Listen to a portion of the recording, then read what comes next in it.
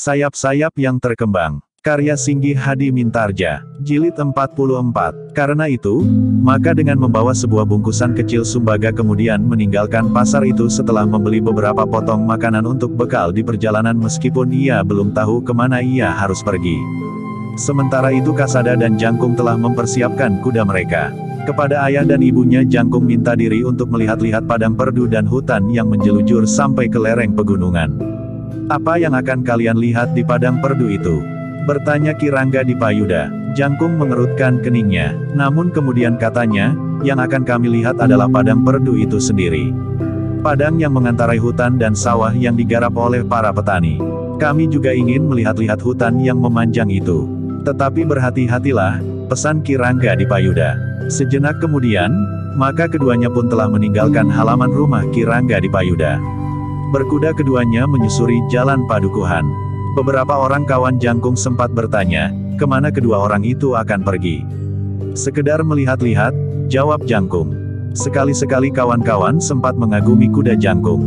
Tetapi seorang kawannya yang bertubuh agak pendek berkata, bukankah kuda merupakan sumber penghasilannya? Kawannya tertawa, katanya, kenapa ia tidak mau menjadi prajurit seperti ayahnya? Mungkin belum saja, Jangkung juga rajin melatih diri. Jika pada suatu ketika ia memiliki ilmu yang tinggi, maka ia akan dapat langsung menjadi seorang pemimpin di lingkungan keprajuritan, jawab kawannya yang bertubuh pendek. Namun kawannya yang lain berkata, sulit baginya untuk menyesuaikan diri dengan dunia keprajuritan. Jangkung lebih senang mengikuti kemauannya sendiri. Apakah ia akan dapat mematuhi segala peraturan di lingkungan keprajuritan? Kawannya yang bertubuh pendek itu tertawa. Katanya, hari ini ia bangun pagi-pagi. Tetapi pada hari yang lain, mungkin ia baru bangun saat matahari sudah sepenggalah.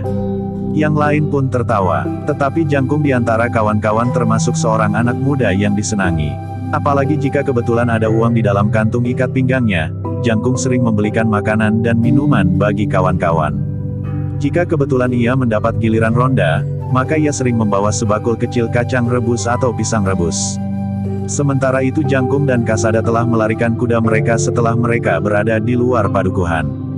Meskipun tidak terlalu kencang, namun debu pun telah dilontarkan di belakang kaki-kaki kuda mereka. Hutan itu tidak terlalu jauh, berkata Jangkung ketika mereka berada di bulak, tidak lebih dari 3 buah bulak panjang dan sebuah bulak yang agak pendek yang langsung berhubungan dengan padang perdu itu. Kasada mengangguk-angguk, namun terasa udara memang segar menyentuh kulit wajahnya. Selembar awan putih mengambang di atas pebukitan di ujung langit. Ketika Kasada menengadahkan wajahnya, dilihatnya sekelompok burung bangau terbang ke selatan mengarungi birunya langit. Demikianlah kuda-kuda itu berderap melintasi bulak panjang, menyusup ke sebuah padukuhan. Ternyata Jangkung mempunyai banyak kawan di padukuhan itu, sebagaimana di padukuhannya sendiri. Ketika mereka kemudian muncul lagi di bulak panjang, maka kuda-kuda mereka pun berlari lebih cepat. Matahari sudah semakin tinggi, sehingga sinarnya mulai menggatalkan kulit. Kedua anak muda itu termangu-mangu sejenak ketika mereka melihat seseorang yang berjalan agak jauh di depan ke arah yang sama dengan perjalanan mereka. Tetapi meskipun mereka hanya melihat punggungnya, tetapi mereka, terutama Jangkung segera mengenalinya. Orang itu adalah Sumbaga. Karena itu, maka hampir di luar sadarnya, maka keduanya telah mempercepat perjalanan mereka. Sebenarnya lah orang itu adalah Sumbaga yang berjalan sambil menunduk. Karena ia sudah merasa berjalan di pinggir jalan, apalagi pikirannya yang sedang kalut, maka ia sama sekali tidak menghiraukannya ketika ia mendengar derap kaki kuda. Ia tidak mengira sama sekali bahwa keduanya adalah Jangkung dan Kasada, karena Sumbaga baru saja melihat mereka berada di pasar. Sumbaga terkejut ketika kedua orang penunggang kuda yang melampauinya itu tiba-tiba saja berhenti. 2 orang anak muda meloncat turun dari punggung kudanya.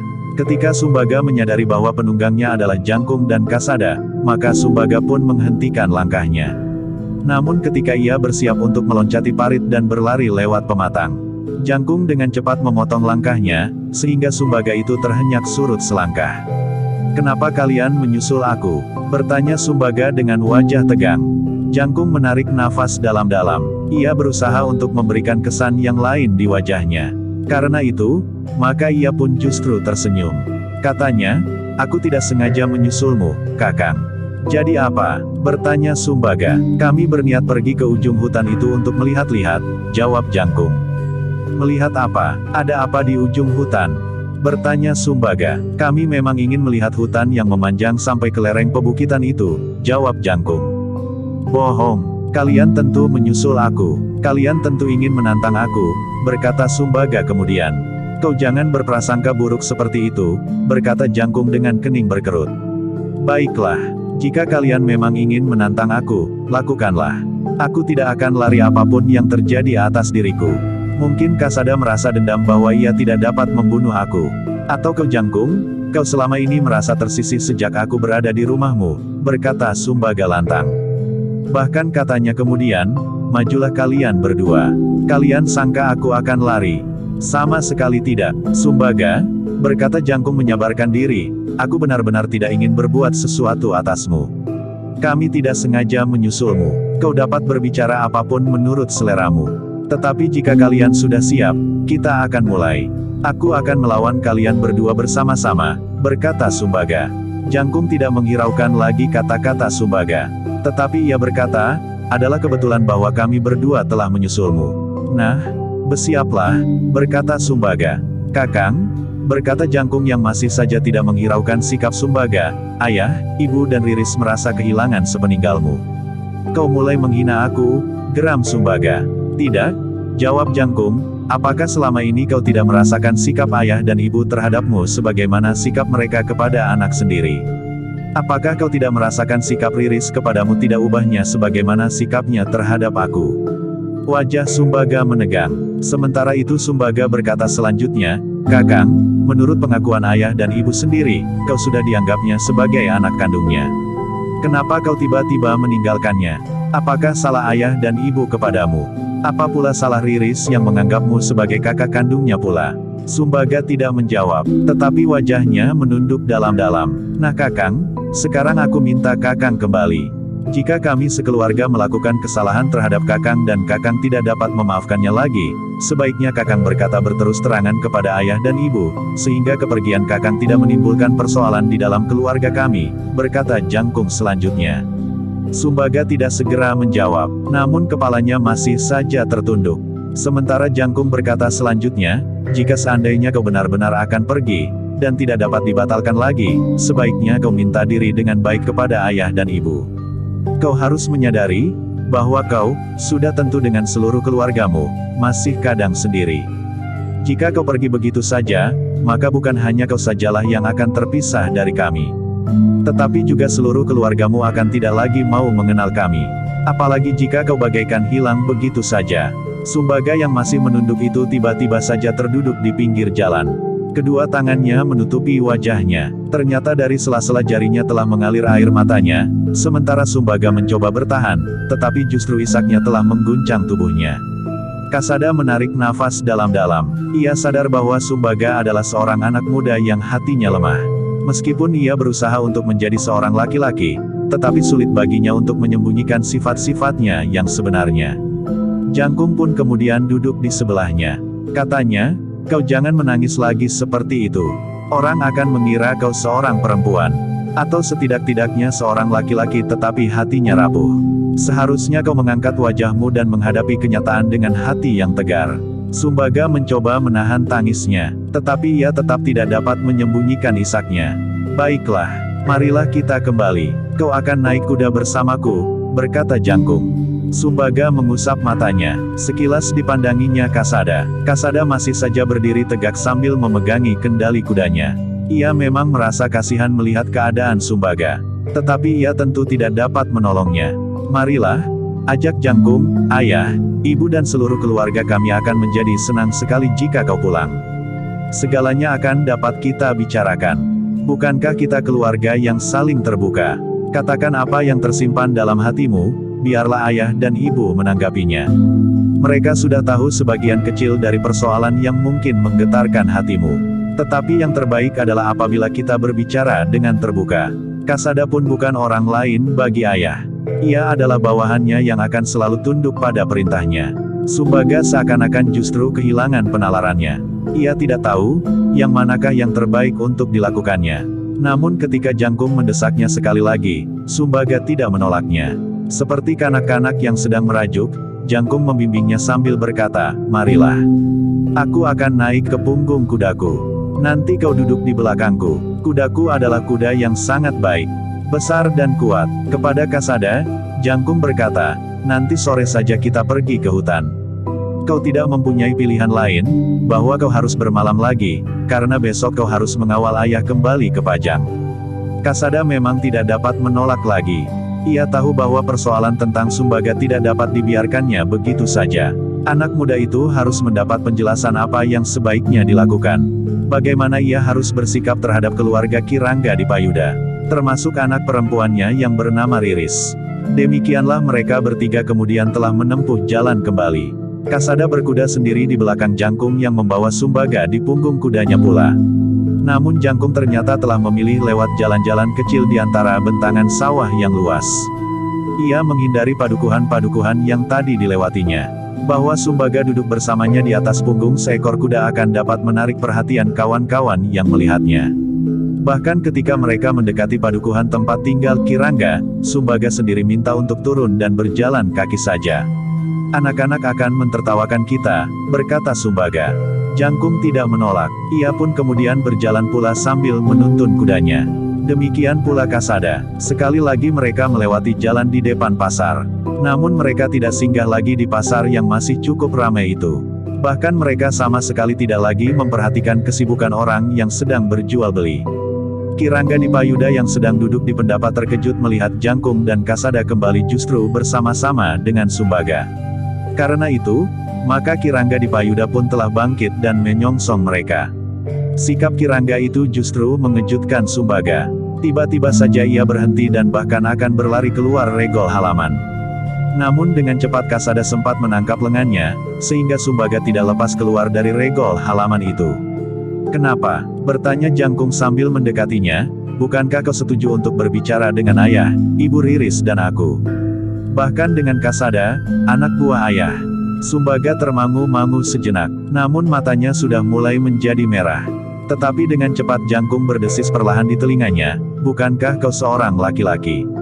Sumbaga mengangguk kecil, sementara Jangkung berkata pula, hadapi kenyataan ini dengan ketegaran hati seorang laki-laki. Hatimu tidak rapuh seperti anak-anak yang cengeng. Sumbaga mengangguk-angguk lagi. Marilah, berkata Kirangga di Payuda yang sudah menjadi semakin dekat, aku memang berharap, bahwa kau akan datang kembali menemui aku Sumbaga. Sumbaga menundukkan kepalanya. Kirangga sendirilah yang kemudian menggandengnya naik ke pendapa. Demikian mereka duduk di atas tikar pandan putih bergaris-garis biru yang terbentang di pendapa. Kirangga di Payuda bertanya, kenapa kau meninggalkan kami begitu saja tanpa memberitahukan lebih dahulu? Sumbaga tidak menjawab, tetapi kepalanya sajalah yang menunduk dalam-dalam. Namun Jangkunglah yang kemudian berkata, aku menjumpainya di Bulak menuju ke hutan. Aku minta Kakang Sumbaga untuk pulang dan berbicara dengan terbuka. Mungkin ibu dan Riris dapat ikut berbicara sehingga persoalannya akan menjadi tuntas. Tidak, tiba-tiba saja Sumbaga berdesis. Tetapi suaranya terdesak oleh isaknya. Kau tidak akan menangis Kakang. Jangkung memang harus menyabarkan dirinya. Ia memang menjadi jengkel atas sikap Sumbaga yang dinilainya cengeng itu. Tetapi ia tidak dapat membuat hati anak muda itu semakin sakit. Sumbaga memang bertahan untuk tidak benar-benar menangis seperti perempuan. Meskipun air matanya mulai menitik. Tetapi Kirangga di Payuda justru berkata, jika kau memang ingin menangis Sumbaga, menangislah. Aku tahu, bahwa ada sesuatu yang menghentak-hentak di dadamu, namun terasa sulit sekali untuk mengungkapkannya. Itulah agaknya, maka kau memilih pergi dari rumah ini. Tetapi jika dengan menangis hatimu menjadi lapang, menangislah. Aku yakin, bahwa kau tidak akan menangis seandainya kau diikat pada sebuah tiang dan dilecut dengan cambuk. Tetapi wadahmu, tubuhmu, kau tentu akan bertahan dan bahkan mungkin kau masih sempat tersenyum atau mengumpat. Tetapi nampaknya kau merasa bahwa hatimulah yang dicambuk sehingga luka parah. Karena itu, maka kau menangis. Jantung Sumbaga bagaikan meledak mendengar kata-kata Kirangga di Payuda. Tetapi ia justru mampu menahan tangisnya, sehingga air matanya tidak lagi meleleh di pipinya. Aku sudah tahu apa yang terjadi atasmu, berkata Kirangga di Payuda, karena itu, maka aku dan bibimu ingin berbicara denganmu. Kami sangat menyesal ketika kami mengetahui bahwa kau telah meninggalkan rumah ini tanpa memberitahukan kepada siapapun juga. Karena itu, Kami merasa sangat bergembira ketika kau telah kembali apapun sebabnya. Sumbaga tidak menyahut sama sekali. Bahkan kepalanya menjadi semakin dalam menunduk. Duduklah, berkata Kirangga di Payuda, biar bibimu ikut duduk di sini. Sumbaga masih menunduk saja, sementara Kirangga berkata kepada Jangkung, panggil ibumu. Jangkung pun bergeser dan kemudian bangkit untuk memanggil ibunya di belakang. Kirangga pun merasa gembira ketika ia mendengar Sumbaga pulang. Demikian pula Riris meskipun tidak nampak tersirat di wajahnya. Setidak-tidaknya Riris akan mendapat kesempatan untuk menjelaskan perasaannya kepada Sumbaga. Ketika Nyi Rangga telah berada di pendapa pula, maka Kirangga pun berkata, Jangkung dan Kasada, aku minta kalian tinggalkan kami. Tanpa kalian, Sumbaga akan dapat berbicara lebih leluasa. Jangkung mengerutkan dahinya. Sumbaga telah bersedia untuk berbicara dengan terbuka, sehingga sebenarnya ia tidak perlu meninggalkan pendapa. Tetapi Kasada telah beringsut dan menggamitnya, sehingga Jangkung pun kemudian telah bangkit pula dan meninggalkan kedua orang tuanya yang duduk dihadap oleh Sumbaga. Ger Sumbaga, berkata Nyi Rangga kemudian, kenapa kau tiba-tiba saja telah meninggalkan kami? Apapun yang bergejolak di dalam hatimu, bukankah sebaiknya kau bicarakan dengan kami? Aku dan pamanmu, yang menganggap kau sebagai anak sendiri. Terasa wajah Sumbaga menjadi panas. Dengan suara sendat ia menjawab, aku tidak pantas tinggal di rumah paman dan bibi. Aku telah melakukan kesalahan yang sangat besar. Tidak Sumbaga, berkata Kirangga, kau tidak bersalah. Tentu bukan maksudmu, bahwa perasaanmu telah berkembang sebagaimana yang kau alami. Bahkan kau pun tentu merasa tersiksa pula karenanya. Aku kira kau akan merasa lebih senang jika perasaanmu tidak tumbuh sebagaimana yang kau alami sekarang. Sumbaga menundukkan kepalanya semakin dalam. Sementara Nyi Rangga pun berkata, Sumbaga, sebaiknya kau mau berpikir dengan tenang. Kau harus mempergunakan nalarmu, bukan sekedar perasaanmu. Kau tahu, bahwa adikmu, Riris, menganggapmu sebagai kakak kandungnya. Karena itu, maka sudah tentu bahwa ia menyayangimu. Tetapi sikapnya tidak akan lebih dari sikap seorang adik kepada kakaknya. Sumbaga mengangguk-angguk, tetapi dadanya telah menjadi sesak kembali. Isaknya mulai menghentak-hentak di dadanya, sehingga rasa-rasanya dadanya telah tersumbat. Menangislah Sumbaga, berkata Kirangga, aku tidak berkeberatan. Aku mohon maaf bibi, aku mohon maaf, tangis Sumbaga. Seperti kata pamanmu, kau tidak bersalah, berkata Nyi Rangga. Tetapi aku sudah berlaku kasar terhadap tamu-tamu paman di sini. Aku benar-benar seperti orang yang kehilangan nalar, sehingga aku tidak tahu apa yang sebaiknya aku lakukan, berkata Sumbaga di sela-sela isaknya. Sudahlah, berkata Nyi Rangga yang matanya ikut menjadi kemerah-merahan, kita akan dapat melupakannya. Aku harap bahwa kau tidak lagi berlaku kasar terhadap tamu-tamu paman. Kesadaranmu yang mengatakan hal itu adalah pertanda bahwa nalarmu telah terbuka. Bibi, aku takut, bahwa pada suatu saat aku tidak dapat mengendalikan diri lagi terhadap tamu-tamu paman dan apalagi tamu-tamu Riris. Aku benar-benar menjadi seperti orang gila. Dan dalam saat-saat seperti ini aku sempat menyadarinya. Tetapi aku tidak tahu apakah kesadaran itu akan tetap dapat aku pertahankan setiap kejap mataku, berkata Sumbaga yang masih saja disertai isaknya yang tertahan-tahan. Kenapa tidak? Desis Kirangga, seseorang yang mengerti bahwa ia telah bertindak salah, maka ia tidak akan mengulanginya. Apalagi kekasaranmu terhadap tamu-tamuku itu sudah kami ketahui pula sebabnya dan hal itu kau sadari pula.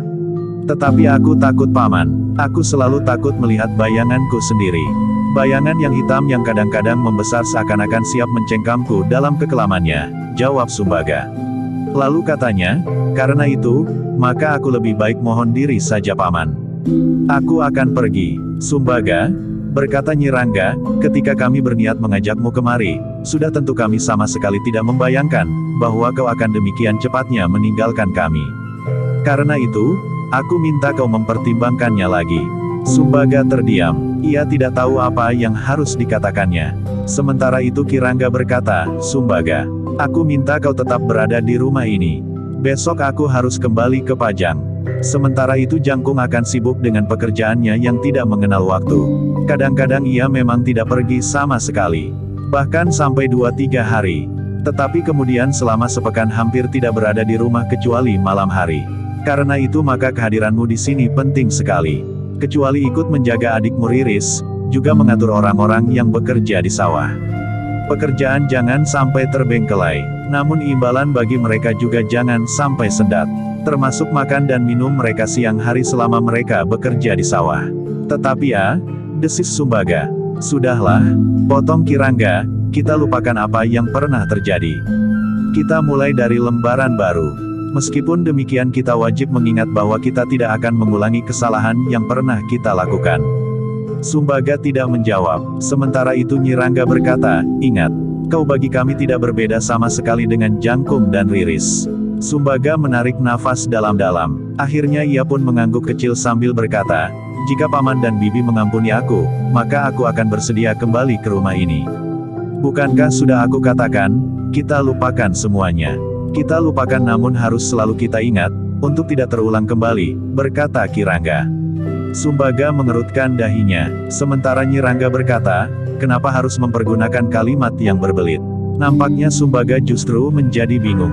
Ki Rangga tersenyum, katanya, maksudku, kita tidak akan mempersoalkannya lagi. Kita melupakannya, atau dengan kata lain, kita memaafkan kesalahan yang pernah terjadi. Tetapi kita berharap bahwa kesalahan itu tidak akan pernah dilakukan lagi. Ya, desis Nyi Rangga. Begitulah maksud pamanmu Sumbaga. Sumbaga mengangguk kecil sambil menyahut, aku mengerti Bibi. Nah, jika demikian kembalilah ke bilikmu. Aku justru berharap bahwa kau akan menjadi kawan yang baik dari Ki Lurah Kasada. Juga menjadi kawan yang baik jika Barata datang kemari, berkata Ki Rangga Dipayuda. Wajah Sumbaga menjadi merah, namun ia pun kemudian telah mengangguk. Baiklah, berkata Nyi Rangga, kembalilah ke bilikmu. Sumbaga pun kemudian beringsut dan bangkit meninggalkan tempat itu. Dengan ragu-ragu ia melangkah menuju ke biliknya, di bagian belakang gandok sebelah kanan. Jangkung dan Kasada melihat Sumbaga turun dari pendapa. Tetapi Jangkung menarik nafas panjang ketika ia melihat Sumbaga memasuki seketeng menuju ke biliknya. Ayah dan ibu tentu telah meyakinkannya, bahwa sebaiknya ia tinggal di rumah ini, berkata Jangkung. Namun hampir di luar sadarnya Kasada pun bertanya, bagaimana dengan Riris? Apakah anak muda itu tidak berbahaya bagi adikmu? Sebenarnya lah pertanyaan yang sama telah dilontarkan pula oleh Nyi Rangga, meskipun dengan gaya yang berbeda. Dengan nada rendah Nyi Rangga bertanya kepada Ki Rangga, apakah Sumbaga tidak akan berbuat apa-apa terhadap Riris? Tidak, jawab Ki Rangga, anak muda seperti Sumbaga itu, tidak akan berani melanggar janjinya sendiri. Hatinya terlalu lembut, atau katakanlah dengan istilah lain, hatinya terlalu lemah. Tetapi bukan mustahil bahwa anak-anak yang berhati lemah pada suatu saat menjadi gila dan kehilangan akal. Karena itu, maka kita harus berhati-hati menghadapinya. Kita harus terbuka di hadapan Riris, agar ia pun berhati-hati. Sementara itu, Jangkung pun menjawab pertanyaan Kasada dengan jawaban yang serupa, aku yakin, bahwa Sumbaga yang hatinya sebenarnya rapuh itu tidak akan berani berbuat apa-apa lagi. Apalagi jika ayah dan ibu mengancamnya. Kasada menarik nafas dalam-dalam. Sambil mengangguk-angguk kecil ia menjawab, mudah-mudahan penglihatanku benar. Aku yakin, jawab Jangkung. Sedangkan di pendapa Nyi Rangga masih duduk termangu-mangu. Sekali-sekali nampak kepalanya terangguk-angguk. Namun nampaknya tidak begitu sejalan dengan perasaannya. Beberapa kali nampak dahinya berkerut. Namun kemudian ternyata angan-angannya terjulur ke arah yang sama dengan angan-angan Riris sendiri. Hampir di luar sadarnya Nyi Rangga berdesis, kali ini Sumbaga menjadi kecewa. Namun nampaknya anak itu masih dapat mencapai keseimbangan jiwanya setelah terhempas pada kebingungan yang hampir tidak teratasi. Namun bagaimana jika pada suatu saat terjadi sesuatu yang lebih menggelisahkan lagi? Apakah yang kau maksud? Bertanya Ki Rangga. Nyi Rangga termangu-mangu sejenak. Hampir di luar sadarnya ia berpaling ke pintu. Baru kemudian ia berkata, aku senang sekali mendapat kunjungan Angger Kasada dan Angger Barata. Tetapi apakah Ki Lurah tidak pernah membayangkan bahwa hubungan mereka dengan Riris pada suatu waktu akan bergeser? Maksudmu? Bertanya Ki Rangga mendesak. Seharusnya Ki Lurah mulai memikirkannya. Riris tentu akan menjadi gelisah jika kedua anak muda itu menaruh hati kepadanya, desis Nyi Rangga. Ki Rangga mengerutkan dahinya, namun ia pun kemudian tertawa pendek. Katanya, kita jangan terlalu berbangga dengan anak gadis kita. Belum tentu keduanya atau bahkan salah satu di antaranya memperhatikan gadis kita dengan pandangan seorang anak muda. Mungkin mereka terikat oleh unggah-ungguh karena gadis itu anakku. Anak atasannya. Bagi Barata, Aku pun masih dihormati sebagai atasannya meskipun sekedar bekas. Kita tidak akan merasa sakit hati jika keduanya sama sekali tidak menaruh perhatian terhadap anak gadis kita Kirangga. Tetapi jika hal itu terjadi, apakah kita dan terutama Riris sudah siap menghadapinya? Bertanya Nyi Rangga. Untuk sementara kita tidak usah menjadi gelisah karena itu, berkata Kirangga, apalagi keduanya jarang sekali bertemu dengan Riris. Bahkan mungkin Riris sudah berhubungan dengan anak muda di padukuhan ini atau kawan jangkung yang lain. Kirangga berhenti sejenak. Namun katanya kemudian, tetapi sebaiknya kita berbicara dengan jangkung. Agaknya ia banyak mengetahui persoalan yang kita bicarakan ini. Nyi Rangga mengangguk-angguk. Katanya kemudian, baiklah Ki Lurah, nanti, pada satu kesempatan tersendiri kita berbicara dengan jangkung. Bahkan jika perlu kita berbicara dengan Riris. Ah, jangan tergesa-gesa. Jika selama ini Riris belum memikirkan sama sekali persoalan ini, atau bahkan seperti yang aku katakan, gadis kita itu sudah berhubungan dengan kawan jangkung atau anak muda yang lain yang belum dapat dikatakan kepada kita, maka hal itu akan dapat menggelisahkannya, jawab Ki Rangga. Tetapi itu lebih baik daripada tiba-tiba saja ia dihadapkan pada persoalan itu, desis Nyi Rangga. Namun sambil mengangguk-angguk kecil Ki Rangga berkata, aku masih memikirkan kemungkinan lain. Seandainya karena itu Riris justru berharap, sementara keduanya sama sekali tidak menaruh perhatian, apakah kita tidak akan turut bersedih? Nyi Rangga menarik nafas dalam-dalam. Memang sulit, dari mana harus dimulai? Tetapi perasaan seorang ibu ternyata lebih tajam terhadap anak gadisnya dari seorang ayah. Apalagi Riris memang lebih dekat dengan ibunya daripada ayahnya yang bertugas sebagai seorang prajurit. Namun Nyi Rangga tidak memaksakan kehendaknya. Ia memang ingin memastikan, bahwa anak gadisnya tidak justru terdorong untuk memperhatikan anak-anak muda itu atau seorang diantaranya lebih dahulu. Namun dalam pada itu, Riris yang mengetahui bahwa Sumbaga telah berada di biliknya, telah langsung menemuinya. Dengan lembut Riris menjelaskan sikapnya kepada Sumbaga. Kau bagiku tidak kurang dari Kakang Jangkung. Karena itu aku memang mengasihimu sebagai aku mengasihi Kakang Jangkung. Aku mohon, Kakang Sumbaga dapat mengerti, berkata Riris. Sumbaga mengangguk-angguk. Ia seakan-akan tidak sedang berhadapan dengan seorang gadis yang pernah dicintainya. Tetapi ia merasa berhadapan dengan seorang perempuan yang pantas memberinya nasihat. Aku minta maaf kepadamu Kakang. Tetapi ini adalah kenyataanku, sehingga aku tidak dapat merubah sikap dan perasaanku terhadap Kakang dengan sikap dan perasaan yang lain. Kau bagiku adalah Kakang kandungku, berkata Riris kemudian. Sumbaga yang menunduk itu tiba-tiba telah terisak kembali. Memang agak mengherankan, bahwa justru Sumbagalah yang terisak-isak di depan seorang gadis. Namun Riris yang semula nampak tegar, akhirnya matanya menjadi basah juga. Sudahlah Kakang, berkata Riris, tempatkan dirimu di sini sebagaimana Kakang Jangkung. Kau akan menjadi terbiasa dan kau akan menganggap aku sebagai adikmu sendiri. Aku memang bukan orang lain bagimu Kakang. Sumbaga mengangguk-angguk. Di sela-sela isaknya ia berkata, aku minta maaf kepadamu Riris. Bukan kau Kakang, akulah yang minta maaf kepadamu. Selanjutnya, kita akan melupakan bahwa pada suatu saat, hubungan kita sebagai kakak beradik agak terganggu, berkata Riris sambil mengusap matanya. Sumbaga mengangguk-angguk kecil, ia berusaha untuk menahan isaknya yang terasa justru mendesak. Namun Riris tidak terlalu lama menemuinya. Sejenak kemudian gadis itu pun berkata, sudahlah Kakang. Aku akan berbicara dengan ayah dan ibu. Ketika hal itu kemudian disampaikan kepada ayah dan ibunya, Ki Rangga dan Nyi Rangga menjadi berdebar-debar. Dengan nada rendah Ki Rangga berkata, ternyata kau sudah benar-benar dewasa Riris. Kami memang ingin berbicara denganmu tentang kakakmu Sumbaga. Tetapi kau sudah langsung menemui dan berbicara dengannya. Aku hanya ingin Kakang Sumbaga mengetahui perasaanku yang sebenarnya ayah, jawab Riris. Baiklah, agaknya keterbukaan hatimu itu akan memberikan pengertian kepadanya dan mendapat tanggapan yang baik, berkata Ki Rangga kemudian. Nampaknya memang demikian ayah. Kakang Sumbaga dapat mengerti, jawab Riris. Ketika Riris kemudian pergi ke dapur, maka Ki Rangga dan Nyi Rangga telah memanggil Jangkung yang sudah bersiap-siap untuk pergi ke hutan di ujung Kademangan itu bersama Kasada. Kau akan pergi kemana? Bertanya Ki Rangga ketika Jangkung datang menemuinya. Tadi kami belum jadi pergi ke hutan ayah, jawab Jangkung. Apa yang sebenarnya menarik hatimu untuk membawa Kasada pergi ke hutan itu? Bertanya Kirangga. Tidak ada apa-apa. Tetapi bukankah dengan demikian Kasada akan tertahan di sini? Biarlah besok ia kembali ke Pajang bersama ayah, jawab Jangkung. Kirangga tersenyum. Tetapi ia bertanya, di mana Kasada sekarang? Ia menunggu di Serambi Gandok. Ia tahu bahwa ayah dan ibu agaknya akan berbicara tentang Sumbaga, sehingga ia tidak ikut datang menemui ayah dan ibu, jawab Jangkung. Baiklah, jika demikian kita akan berbicara malam nanti saja. Riris sendiri justru sudah menemui Sumbaga dan berbicara dengan berterus terang tentang sikap dan perasaannya terhadap Sumbaga. Nampaknya Sumbaga dapat mengerti betapapun pahitnya kenyataan itu, desis ayahnya. Jadi Riris sendiri telah berbicara langsung.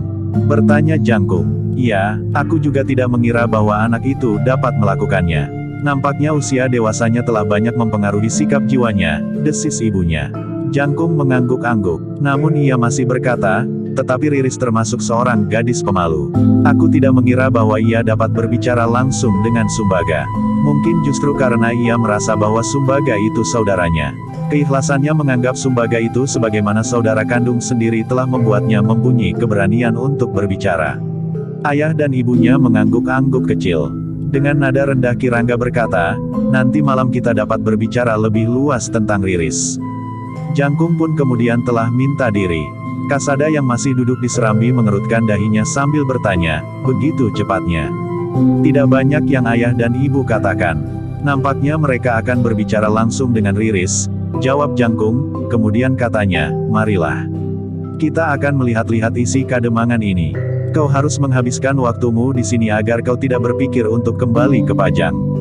Kasada tersenyum. Namun ia memang tidak akan kembali ke Pajang hari itu. Untuk beberapa lama keduanya berkuda melintasi jalan-jalan bulak. Jangkung telah membawa Kasada melalui jalan lain, agar kawan-kawan yang tadi melihatnya lewat tidak merasa heran bahwa ia telah lewat lagi bersama orang itu juga. Sebelum senja turun, keduanya telah berada di rumah kembali. Setelah mandi dan membenahi diri, maka keduanya duduk di Serambi sambil meneguk minuman hangat. Ketika Riris menghidangkan minuman dan makanan, Jangkung tidak lagi mengganggunya. Apalagi sikap Riris pun rasa-rasanya sudah berubah, ia bukan lagi seorang gadis kecil yang manja. Tetapi juga sikapnya. Untuk beberapa lama Jangkung masih saja berada di Serambi Gandok. Ketika lampu dinyalakan, maka keduanya telah dipanggil untuk masuk ke ruang dalam. Kirangga Dipayuda, Nyi Rangga dan Riris sudah duduk lebih dahulu di ruang itu.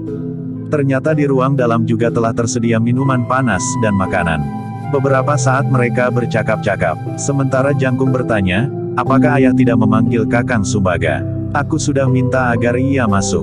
Tetapi mungkin masih ada gejolak di dalam hatinya, sehingga anak itu tidak mau datang, jawab Kirangga.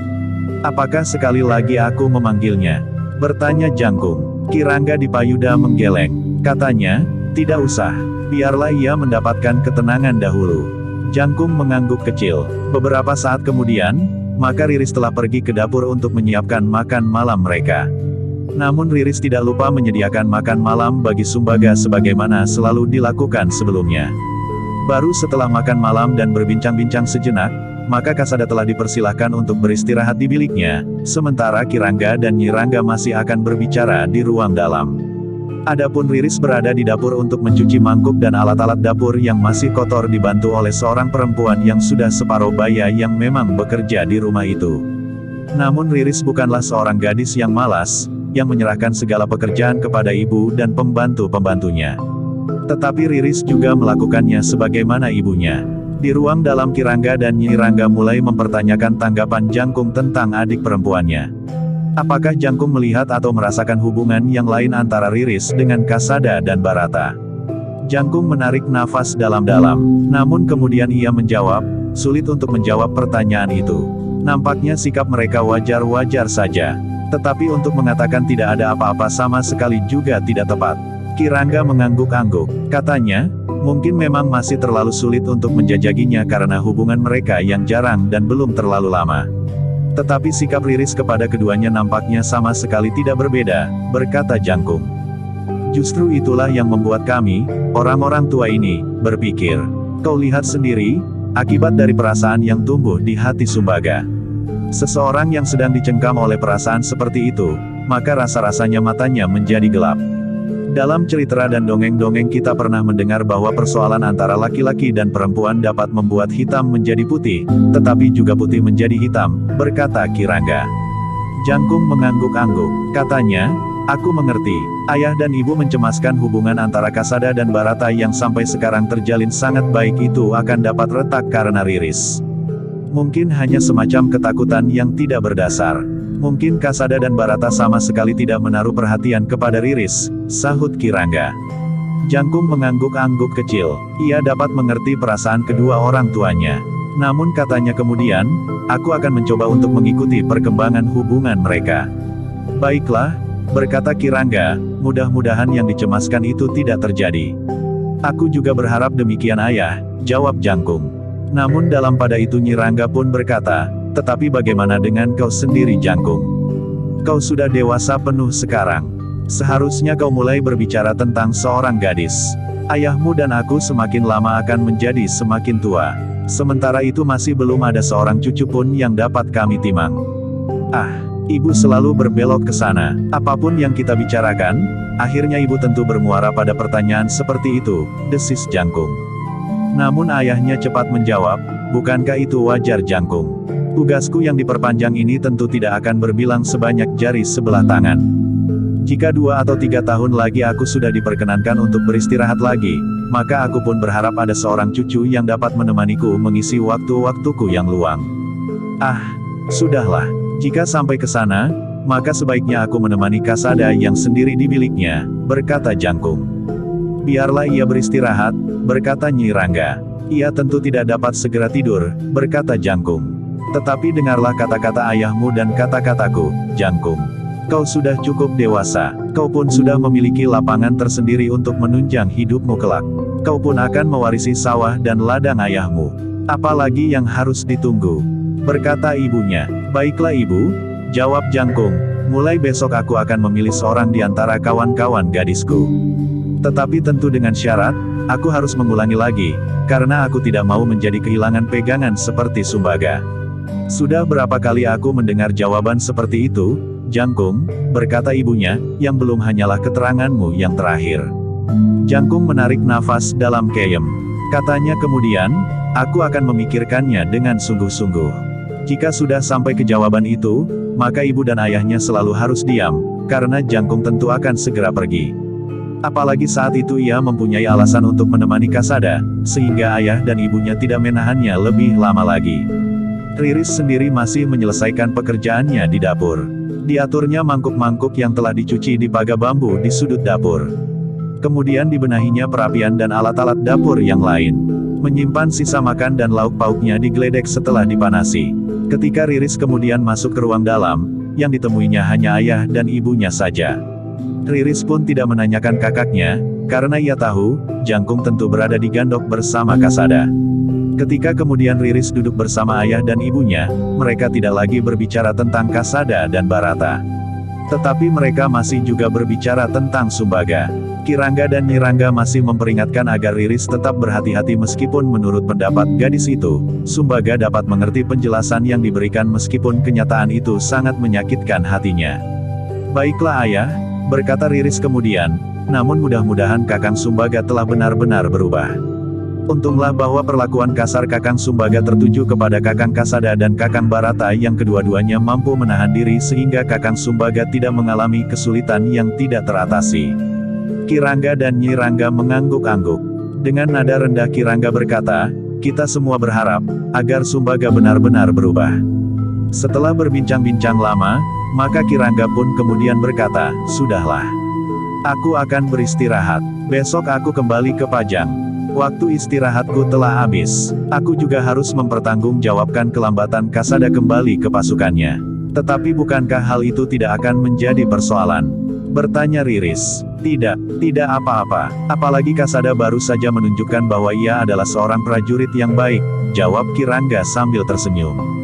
Demikianlah, sejenak kemudian Kirangga pun telah berada di biliknya bersama Nyi Rangga, sementara Riris juga pergi ke biliknya pula. Namun Kirangga berkata, biarlah pintu butulan sebelah kiri tidak diselarak.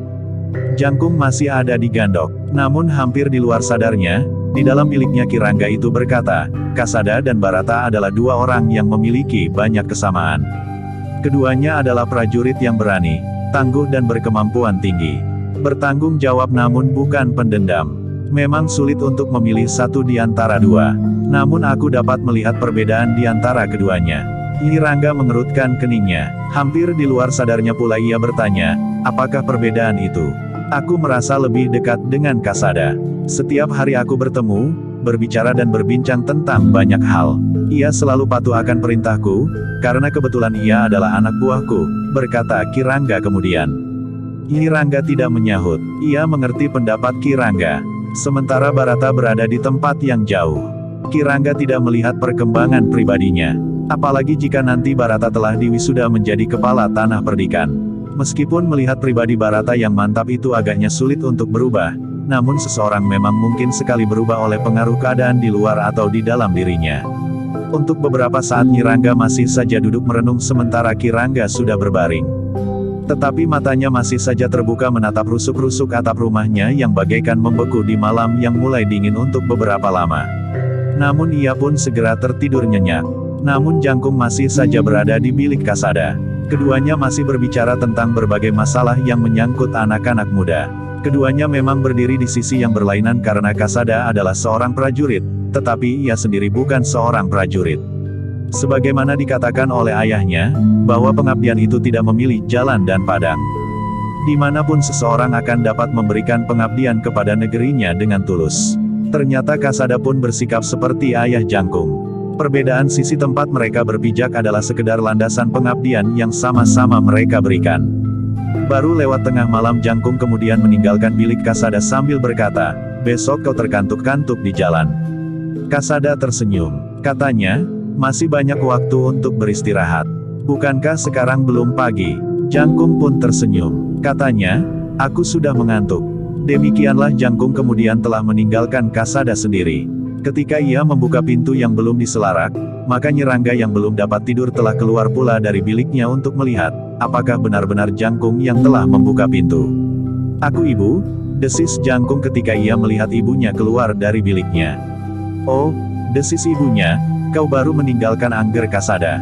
Iya ibu, jawab Jangkung. Ia memerlukan beristirahat lebih banyak. Besok ia akan kembali ke Pajang, berkata ibunya. Bukankah Kasada akan kembali bersama ayah? Bertanya Jangkung. Ya, jawab ibunya. Di mana ayah sekarang? Bertanya Jangkung pula. Sudah tidur? Jawab ibunya. Jangkung mengangguk-angguk. Namun tiba-tiba ia memandang pintu bilik Riris. Dengan isyarat ia bertanya, apakah adiknya itu ada di dalam? Nampaknya ia sudah tidur, jawab ibunya. Jangkung menarik nafas dalam-dalam. Sambil mendekati ibunya Jangkung berkata perlahan, jika benar ia berdiri di jalan simpang, maka ia akan mendapat kesulitan. Kasada dan Barata memang memiliki banyak persamaan. Bukan hanya wujudnya, tetapi juga sikap dan bahkan pandangan hidupnya. Nyi Rangga mengangguk. Katanya, ayahmu juga berkata demikian. Apakah ayah mengatakan, yang mana yang lebih baik dari keduanya? Bertanya Jangkung hampir berbisik. Nyi Rangga menggeleng. Tetapi ia pun kemudian berdesis, bagi ayahmu, Kasada memiliki kelebihan. Apa kelebihannya? Bertanya Jangkung. Kasada adalah anak buah ayah. Ayahmu mengenal Kasada seperti mengenal kau. Setiap hari mereka bertemu, berbicara dan merundingkan banyak hal, jawab ibunya. Itu terlalu pribadi, bukan secara umum. Bagaimana kelak jika ayah tidak lagi menjadi prajurit? Bertanya Jangkung sambil sekali-sekali memandang pintu bilik adiknya. Itulah pendapat ayahmu. Kenapa? Bertanya ibunya. Aku mempunyai perhitungan lain. Barata bukan seorang prajurit, tetapi ia memiliki kelebihan sebagai seorang prajurit yang dapat diterapkan dalam tugas-tugasnya sebagai kepala sebuah tanah perdikan yang besar. Ia mempunyai pandangan yang tentu harus menyeluruh atas rakyat di tanah perdikannya, termasuk para pengawal tanah perdikan yang mempunyai tugas dan wewenang sebagai prajurit di tanah perdikan itu, sahut Kasada. Apakah itu artinya kau sudah mulai memilih?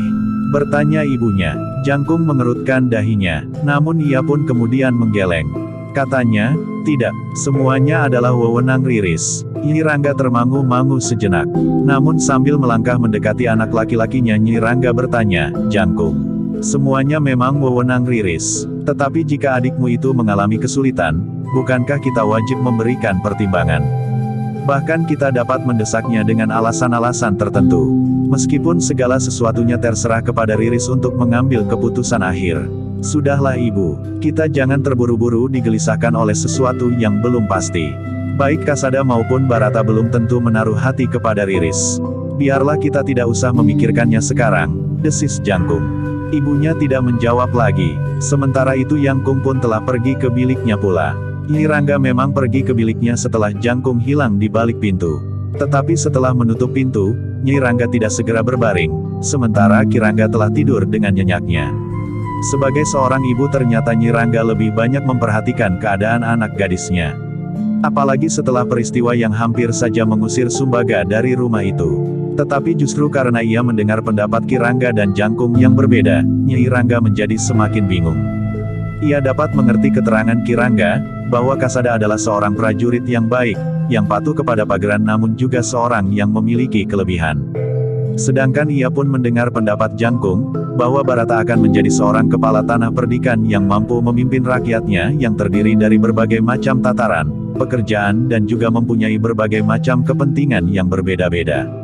Sementara itu Nyi Rangga sendiri masih mempertimbangkan sifat dan watak Riris sendiri. Apakah ia sesuai menjadi istri seorang prajurit, justru karena Nyi Rangga sendiri adalah istri seorang prajurit. Jika Riris tidak mempunyai ketabahan jiwani dan menyadari sepenuhnya akan kedudukannya sebagai seorang istri prajurit, maka ia akan merasa bahwa perhatian suaminya kepadanya selalu dibayangi oleh tugas-tugasnya yang berat. Nyi Rangga itu justru terkejut ketika tiba-tiba saja ia mendengar suara suaminya bertanya perlahan, "Nyi, kau belum tidur?" Nyi Rangga memang tergagap, namun ia pun menjawab, "Baru saja aku melihat Jangkung membuka pintu." "Bukankah pintu tidak diselarak?" bertanya Ki Rangga pula. "Iya, karena itu aku melihatnya." "Apakah benar-benar Jangkung yang masuk atau justru orang lain?" jawab Nyi Rangga. Ki Rangga di payuda itu menguap. Namun kemudian katanya, "Sudahlah. Tidurlah. Nanti kau tidak sempat beristirahat." Nyi Rangga tidak menjawab, ia pun segera berbaring di samping suaminya. Namun ketika suaminya telah tertidur lagi, Nyi Rangga masih saja tidak dapat memejamkan matanya. Ia mendengar ayam jantan berkokok di dini hari. Namun Nyi Rangga tidak mendengar ayam berkokok menyambut fajar. Nyi Rangga terbangun justru saat suaminya bangkit dari pembaringan. Dengan tergesa-gesa Nyi Rangga pun bangkit sambil berdesis, "Aku tentu kesiangan." "Belum fajar," jawab Ki Rangga. "Tetapi aku harus merebus air dan menyiapkan makan Ki Rangga dan Angger Kasada sebelum berangkat ke Pajang," berkata Nyi Rangga yang turun dari pembaringan dan membenahi pakaiannya. "Aku tidak tergesa-gesa Nyi. Aku dan Kasada tidak sedang mengepung musuh dan harus menyergap mereka sebelum matahari terbit," berkata Ki Rangga. Nyi Rangga mengerutkan keningnya, namun Ki Rangga pun tertawa sambil berkata, "Semalam nampaknya kau sulit untuk dapat tidur." Nyi Rangga menarik nafas dalam-dalam. Sambil melangkah ia berkata, "Aku akan ke dapur."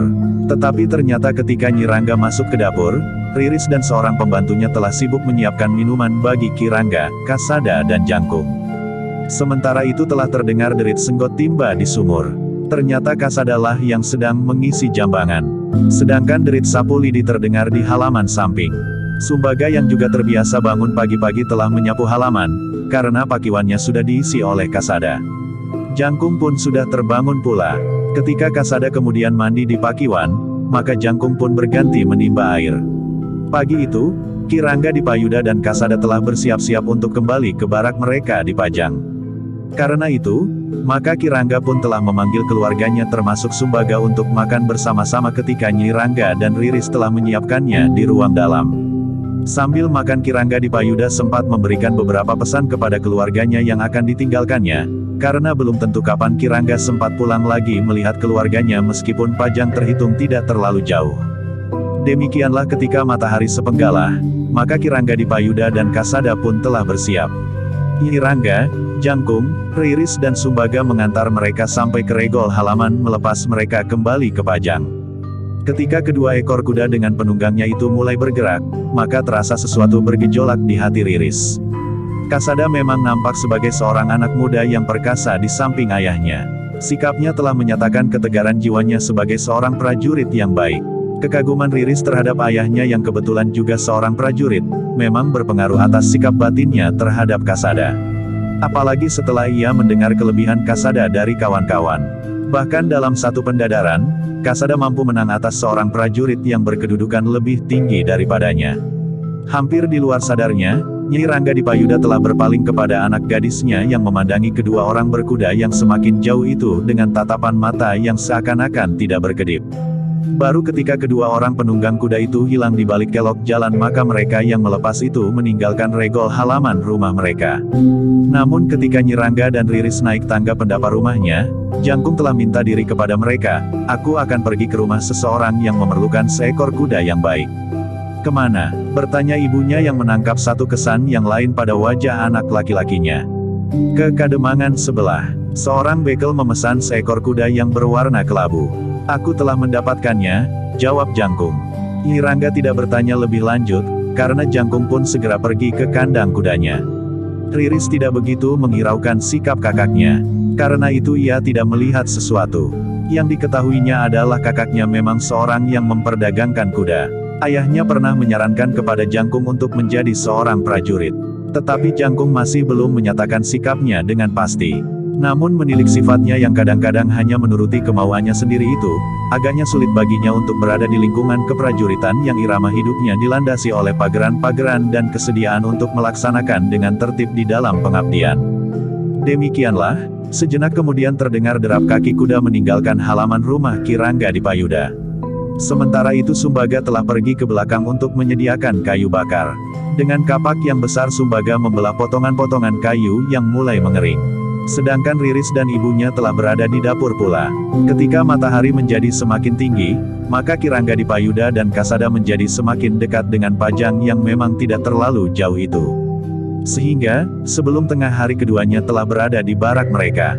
Keduanya pun langsung menemui Ki Tumenggung Jayayuda untuk melaporkan kedatangan mereka kembali. "Aku mohon maaf Ki Tumenggung. Seharusnya kemarin aku sudah berada di barak ini," berkata Ki Lurah Kasada. "Nampaknya kau telah mendapat izin dari Ki Rangga," jawab Ki Tumenggung sambil tersenyum. Ki Lurah Kasada pun tersenyum pula, sementara Ki Ranggadipayuda tertawa sambil menjawab, "Ya.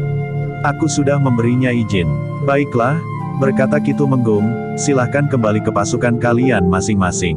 Keduanya pun kemudian telah meninggalkan bilik khusus Ki Tumenggung Jayayuda dan kembali ke tempatnya masing-masing. Ki Lurah Kasada pun segera menemui prajurit-prajuritnya yang sebagian besar sedang sibuk melakukan latihan di sanggar terbuka di bawah pimpinan para pemimpin kelompoknya. Dengan demikian, maka Ki Lurah Kasada telah kembali ke dalam kesibukannya sebagai seorang prajurit yang memimpin bagian dari seluruh pasukan di barak itu. Dari hari ke hari Kasada berusaha untuk meningkatkan kemampuan prajurit-prajuritnya. Bahkan karena kelebihannya, maka Kasada telah mendapat kesempatan untuk mengadakan tuntunan khusus bagi para lurah prajurit. Menyelenggarakan latihan-latihan tertutup di sanggar, meskipun hanya sebagai tambahan latihan-latihan yang diselenggarakan sebagaimana seharusnya. Namun dalam pada itu, Kasada masih saja selalu teringat akan gurunya. Kesediaan gurunya untuk tetap membimbingnya. Sehingga setiap kali Kasada masih saja didorong untuk meningkatkan ilmunya itu. Namun Kasada tentu masih harus mendapat izin lebih dahulu secara khusus. Karena itu, maka ada dua hal yang setiap saat seakan-akan selalu mengikutinya kemana ia pergi. Pada saat-saat yang luang, kedua hal itu selalu muncul bergantian. Bahkan kadang-kadang bersamaan dan justru saling mendorong. Jika Kasada telah berbaring di pembaringannya, menjelang kedalaman malam, maka tiba-tiba saja bagaikan hanyut oleh semilirnya angin yang sejuk, muncul wajah seorang gadis Ki Ranggadipayuda. Tetapi setiap kali wajah itu hadir, maka bayangan yang lain selalu saja tampil pula betapapun samarnya. Wajah saudaranya yang lahir dari ibu yang berbeda, yang berhak untuk mewarisi kedudukan ayahnya, kepala tanah perdikan di semboyan. Namun dalam pada itu, jika wajah-wajah itu membayang di penglihatan angan-angannya, maka selalu saja tumbuh keinginannya yang seakan-akan mendesak sekali untuk menemui gurunya, Ki Ajar Paguhan. Dalam keadaan yang demikian Kasada yang dianggap orang terbaik di barak itu, selalu merasa bahwa ilmunya masih sangat sempit. Ia ingin gurunya menuntunnya untuk mendapatkan landasan ilmu yang lebih banyak lagi. Gejolak itu akan selalu berlangsung beberapa saat. Namun setiap kali Kasada selalu menarik nafas dalam-dalam. Berusaha menguasai perasaannya itu dan mencari keseimbangan dengan penalarannya. Baru ketika ia berhasil menyingkirkan angan-angan itu, Kasada dapat tidur dengan nyenyak. Namun jika saja angan-angannya itu muncul dan muncul lagi, maka sulit baginya untuk dapat memejamkan matanya. Tetapi akhirnya Kasada tidak mau terombang-ambing oleh keadaan itu. Karena itu, maka ia telah memutuskan untuk berbicara dengan Ki Rangga Dipayudha. Ia ingin meneruskan rencananya untuk meningkatkan kemampuannya di waktu-waktu luang tanpa mengganggu tugas-tugasnya. Ketika ia menemui Ki Rangga Dipayudha, maka Kasada itu pun berkata, "Bukankah keadaan di barak ini sudah berubah? Menurut pendapatku, Ki Rangga Prangwiryawan ternyata benar-benar bersikap sebagai seorang prajurit. Justru ia telah mengakui kekalahannya, maka sekarang ia menjadi sangat baik kepadaku. Tidak ada bekas-bekas kebenciannya dan apalagi mendendamku. Ya, aku juga percaya akan hal itu." Ki Rangga Prangwiryawan tidak mau berpura-pura. Ia memang sudah mengaku kalah dalam olah kanuragan. Aku pun yakin, ia tidak mendendam. Tetapi aku tidak tahu tentang kedua orang lurah yang juga merasa orang terbaik itu. Di arena mereka tidak mengaku bahwa mereka telah kau kalahkan, berkata Ki Rangga, tetapi kenyataan itulah yang terjadi. Kasada mengangguk-angguk. Katanya, sikap mereka sampai saat ini memang masih kurang baik. Apalagi di saat-saat berlatih, meskipun aku berusaha tidak menunjukkan sikap seperti itu.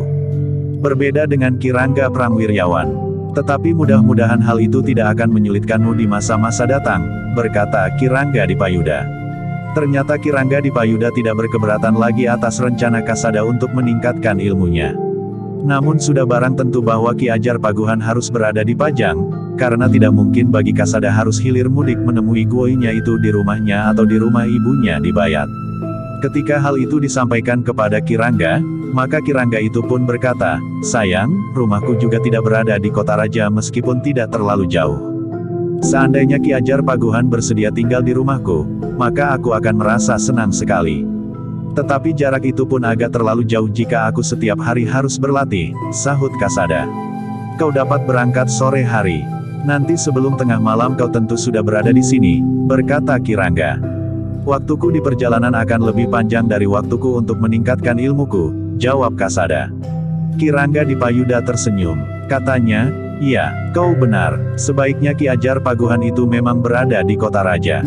Setiap hari ia akan dapat berada di sanggar di barak ini. Sudah tentu dengan izin Ki Tumenggung. Apalagi jika Ki Ajar bersedia memberikan serba sedikit tuntunan bagi setidak-tidaknya para pandega dan para lurah di barak ini, selain kau." Kasada tidak menjawab, namun gurunya agaknya tidak berkeberatan jika ia harus memberikan tuntunan olah kanuragan kepada para pandega dan para lurah di barak itu. Meskipun demikian Kasada menjawab, "Aku akan mencoba menyampaikannya kepada guru. Segala sesuatunya terserah kepadanya. Aku mengerti. Aku pun mengerti bahwa gurumu tentu tidak akan memperlakukan para prajurit sebagai muridnya.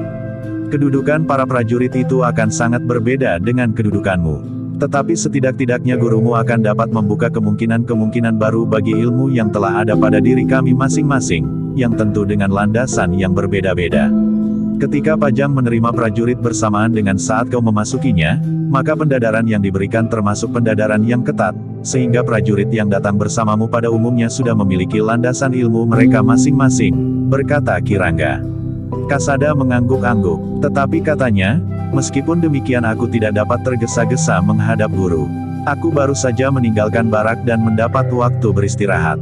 Mungkin aku harus menunggu sebulan lagi untuk minta izin meninggalkan barak barang 2 hari. "Iya," jawab Ki Rangga, "tetapi pada dasarnya aku tidak berkeberatan. Aku akan menyampaikan permohonanmu untuk memperdalam ilmumu kepada Ki Tumenggung. Niat ini sejalan dengan kedudukanmu sebagai prajurit, sehingga peningkatan kemampuanmu akan berarti juga bagi barak ini." "Terima kasih Ki Rangga," desis Kasada, "jika Ki Tumenggung mengizinkan, maka aku harus mempersiapkan segala sesuatu sehubungan dengan rencana itu." "Apa yang harus kau persiapkan?" bertanya Ki Rangga. "Aku harus menyediakan tempat tinggal bagi guru. Bahkan mungkin bersama kakek jika kakek menghendaki," jawab Kasada. Ki Rangga termangu sejenak, namun kemudian ia pun bertanya, "Apakah kau tidak mempunyai sanak kadang di sini?" Kasada menggeleng. Katanya, "Tidak Ki Rangga. Jika demikian maka kau memang harus mengusahakan.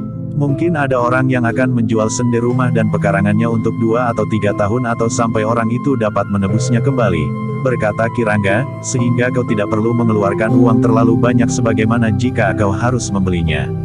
Kasada mengangguk-angguk. Katanya, Aku akan menghubungi prajurit-prajuritku yang berasal dari kota raja. Mungkin mereka mempunyai sanak kadang yang dapat membantu. Baiklah, mudah-mudahan kau segera mendapatkannya sebelum kau membawa gurumu ke kota raja ini, berkata Kirangga kemudian. Dengan demikian, maka Kasada menjadi semakin mantap. Ia harus segera melakukan rencana itu. Mengajak gurunya untuk tinggal di kota raja dan memberikan latihan-latihan baginya untuk meningkatkan ilmunya. Dalam pada itu, seperti yang disanggupkan kepada Kasada, maka Kirangga Dipayuda telah menyampaikan keinginan Kasada itu kepada Ki Tumenggung. Seperti diduga sebelumnya, Ki Tumenggung sama sekali tidak berkeberatan, asal rencana itu dilakukan tanpa mengganggu tugas-tugas Kasada sebagai seorang prajurit.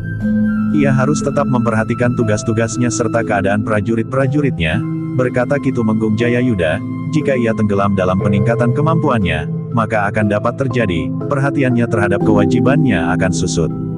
Bahkan hilang sama sekali, justru karena ia memusatkan perhatiannya kepada ilmunya. Aku akan mengamatinya Ki Tumenggung, sahut Kirangga Dipayuda. Baiklah, aku serahkan segala sesuatunya kepada Kirangga. Apalagi Kasada berada di bawah kepemimpinan Kirangga sendiri, berkata Ki Jayayuda. Aku akan melakukannya dengan sebaik-baiknya, jawab Kirangga yang kemudian berkata, selain izin itu Ki Tumenggung, Kasada juga mohon diizinkan untuk mempergunakan sanggar tertutup atau terbuka untuk mengadakan latihan-latihan olah kanuragan. Ki Tumenggung Jayayuda mengerutkan dahinya. Sejenak ia terdiam, namun kemudian katanya, sebenarnya tidak ada keberatan apapun juga bagiku untuk menyetujui permohonan itu. Tetapi yang aku pikirkan adalah, bagaimana jika hal seperti itu datang dari beberapa orang di antara para lurah dan pandega. Misalnya Kirangga Prangwiryawan, Ki Lurah Bantardi atau Ki Lurah Lenggana dan bahkan beberapa orang lagi. Kirangga Dipayuda menarik nafas panjang. Namun kemudian ia pun mengangguk-angguk sambil berkata, iya.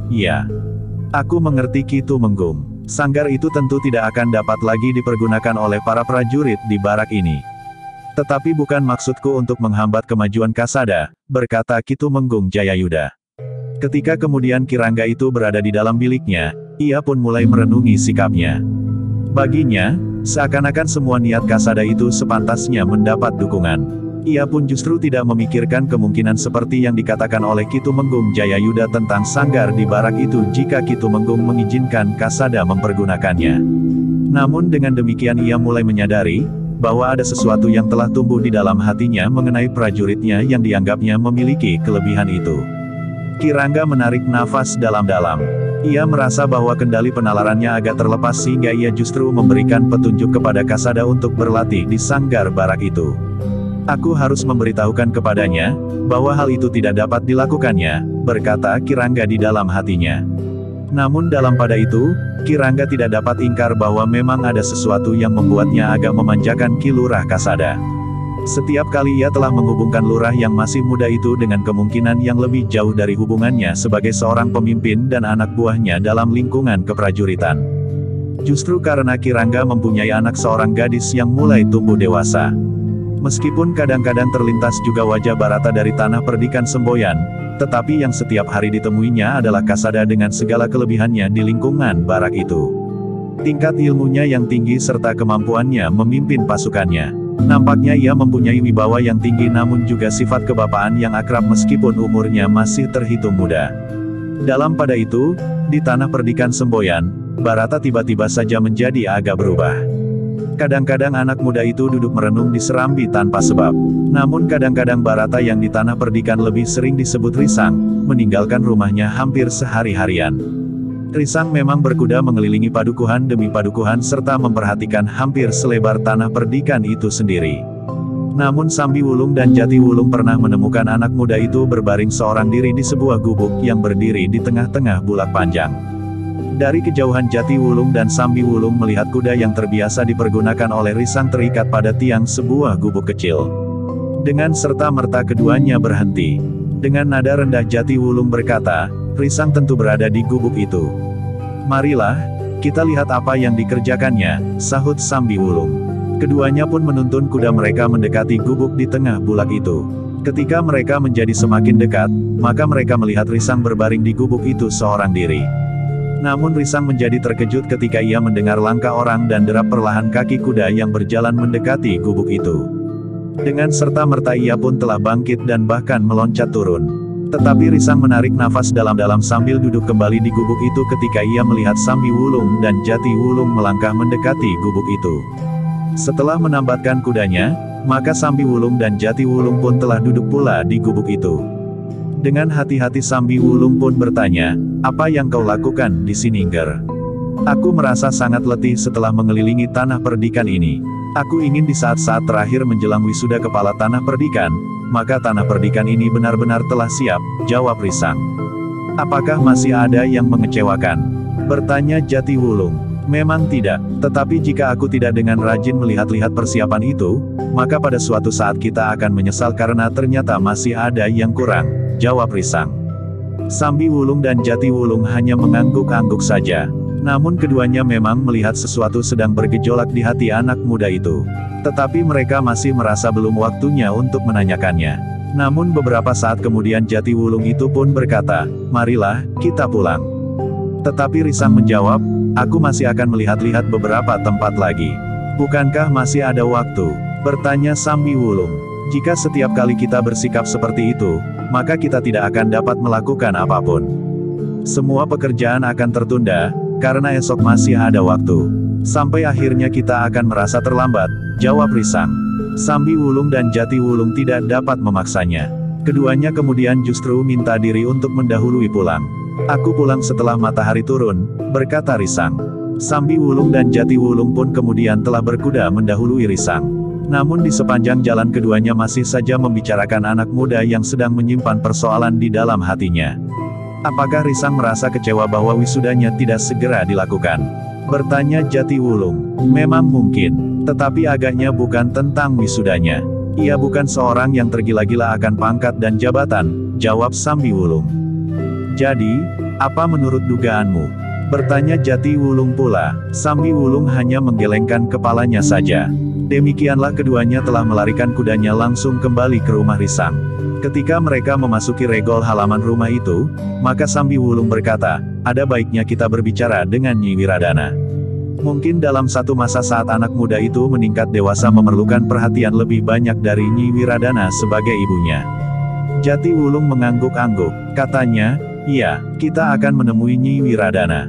Untuk beberapa saat Sambi Wulung dan Jati Wulung harus menunggu, karena Nyi Wiradana masih menerima seorang tamu yang menghadapnya. Ki Demang Banyu Urip. Baru setelah Ki Demang Banyu Urip minta diri, maka Sambi Wulung dan Jati Wulung dapat menemui Nyi Wiradana. "Apakah kalian menemukan sesuatu yang menarik perhatian kalian?" bertanya Nyi Wiradana. "Tidak, bukan persoalan tanah perdikan semboyan," jawab Sambi Wulung. "Jadi," desak Nyi Wiradana. Keduanya termangu-mangu sejenak. Namun kemudian Sambi Wulung pun berkata, "Kami melihat perubahan pada diri Risang." Wajah Nyi Wiradana berkerut. Dengan nada rendah ia menjawab sambil mengangguk kecil, "Iya, aku memang melihat satu perubahan. Tetapi aku tidak tahu, apa yang membuatnya jadi berubah. Apakah kau melihat bahwa ada sesuatu yang telah terjadi di tanah perdikan ini? Apakah ada sesuatu yang tidak berkenan di hatinya?" "Tidak, bukan itu," jawab Sambi Wulung. "Namun agaknya usianya lah yang membuatnya menjadi berubah." Anak itu seakan-akan menjadi perenung. Di rumah ia tidak betah. Hampir setiap hari ia berkuda mengelilingi tanah perdikan ini dengan banyak alasan. Nyi Wiradana mengangguk-angguk. Sementara Sambi Wulung pun bercerita bahwa ia baru saja bertemu dengan Risang yang sedang berbaring di sebuah gubuk kecil di tengah-tengah bulak. "Sendiri?" bertanya Nyi Wiradana. "Iya, sendiri," jawab Sambi Wulung. Nyi Wiradana menarik nafas dalam-dalam. Katanya kemudian, Risang sering pergi ke kota raja dan bermalam di rumah bekas pemimpinnya. Sekali-sekali sengaja atau tidak sengaja, ia menyebut sebuah nama dari seorang gadis. Nah, tiba-tiba saja Jati Wulung memotong, "Memang satu kemungkinan. Aku sudah mengira bahwa sikapnya itu berhubungan dengan hal-hal seperti itu." Nyi Wiradana mengangguk-angguk pula. Katanya, "Baiklah, aku akan berbicara dengan Risang. Tetapi kita harus memilih kesempatan yang terbaik. Jika tidak, maka ia tentu akan menjawab dengan singkat, bahwa tidak ada apa-apa," berkata Sambi Wulung. "Aku akan mengusahakan kesempatan itu," jawab Nyi Wiradana. Sepeninggal Sambi Wulung dan Jati Wulung, maka Nyi Wiradana telah memanggil bibi. Namun ternyata bahwa Risang, yang juga dekat dengan Bibi, tidak pernah mengatakan sesuatu kepadanya. Anak itu tertarik untuk mendalami penggunaan selendang sebagai senjata, berkata Bibi. Tetapi apakah sekali-sekali Risang pernah menyebut nama seorang gadis? Bertanya Nyi Wiradana. Bibi termangu-mangu sejenak, namun tiba-tiba saja ia menjawab, anak itu memang pernah melihat-lihat beberapa selendangku. Ia pernah memperbandingkan warna-warna cerah dengan beberapa bajuku yang berwarna lunak. Anak itu pernah bertanya kepadaku, warna yang manakah yang pantas bagi seorang gadis? Tetapi Risang nampaknya tidak bersungguh-sungguh. Ia memang sering menggangguku dengan gurau-gurauannya. Nyi Wiradana mengangguk-angguk, namun ia pun kemudian bertanya, apakah kau melihat beberapa perubahan pada anak itu? Bibi mengangguk-angguk kecil, katanya, iya, aku memang melihatnya. Anak itu lebih banyak merenung sekarang. Nyi Wiradana menjadi yakin, tentu ada sesuatu yang menyangkut di hati anaknya itu. Namun Nyi Wiradana memang harus mendapatkan waktu terbaik untuk menanyakannya kepada Risang. Hari itu, seperti yang dikatakan Risang kepada Sambi Wulung dan Jati Wulung, maka anak muda itu pulang setelah matahari turun. Ibunya yang melihatnya melarikan kudanya di halaman hanya dapat mengelus dadanya. Sebelumnya anak muda itu tidak pernah berbuat demikian. Namun Nyi Wiradana sama sekali tidak menegurnya. Demikian menambatkan kudanya, maka Risang pun telah langsung masuk ke dalam biliknya. Bahkan untuk beberapa saat, anak muda itu tidak keluar lagi. Ibunya pun kemudian telah melihatnya ke dalam biliknya. Ketika ibunya mendorong pintu bilik itu, maka Nyi Wiradana melihat Risang itu berbaring di pembaringannya. Apakah kau sakit Risang? Bertanya ibunya. Risang terkejut. Ia pun dengan serta-merta telah bangkit dan duduk di bibir ambennya. Tidak ibu, aku tidak apa-apa, jawab Risang. Bukankah kau belum makan? Bertanya pula. Risang mencoba tersenyum. Sambil mendekati ibunya ia berkata, aku telah melihat seluruh tanah perdikan itu. Rasa-rasanya aku tidak menjadi lapar. Segala sesuatunya berkembang semakin baik. Kau letih Risang? Berkata ibunya pula, sekarang pergilah ke Pakiwan. Makanmu sudah tersedia sejak tadi. Biarlah dipanasi lebih dahulu selagi kau membersihkan keringatmu. Risang tidak menjawab, tetapi ia pun melangkah ke Pakiwan. Beberapa saat kemudian, Nyi Wiradana telah menungguinya makan. Tetapi Nyi Wiradana tidak bertanya tentang perubahan sikap Risang. Ia justru bertanya, apa saja yang telah dilihatnya hari ini? Bukankah sama dengan yang kau lihat kemarin? Bertanya ibunya. Risang mengerutkan dahinya, namun ia pun menjawab, tidak ibu. Tidak sama. Apakah yang berbeda? Bertanya ibunya. Kemarin air di anak susukan Wotan belum mengalir. Pagi ini anak susukan itu sudah dibuka. Air sudah mengalir menelusuri parit-parit yang membelah bulak panjang di Kademangan Guntur, jawab Risang. Ibunya mengangguk-angguk. Katanya, syukurlah jika anak susukan Wotan itu sudah mulai mengalir.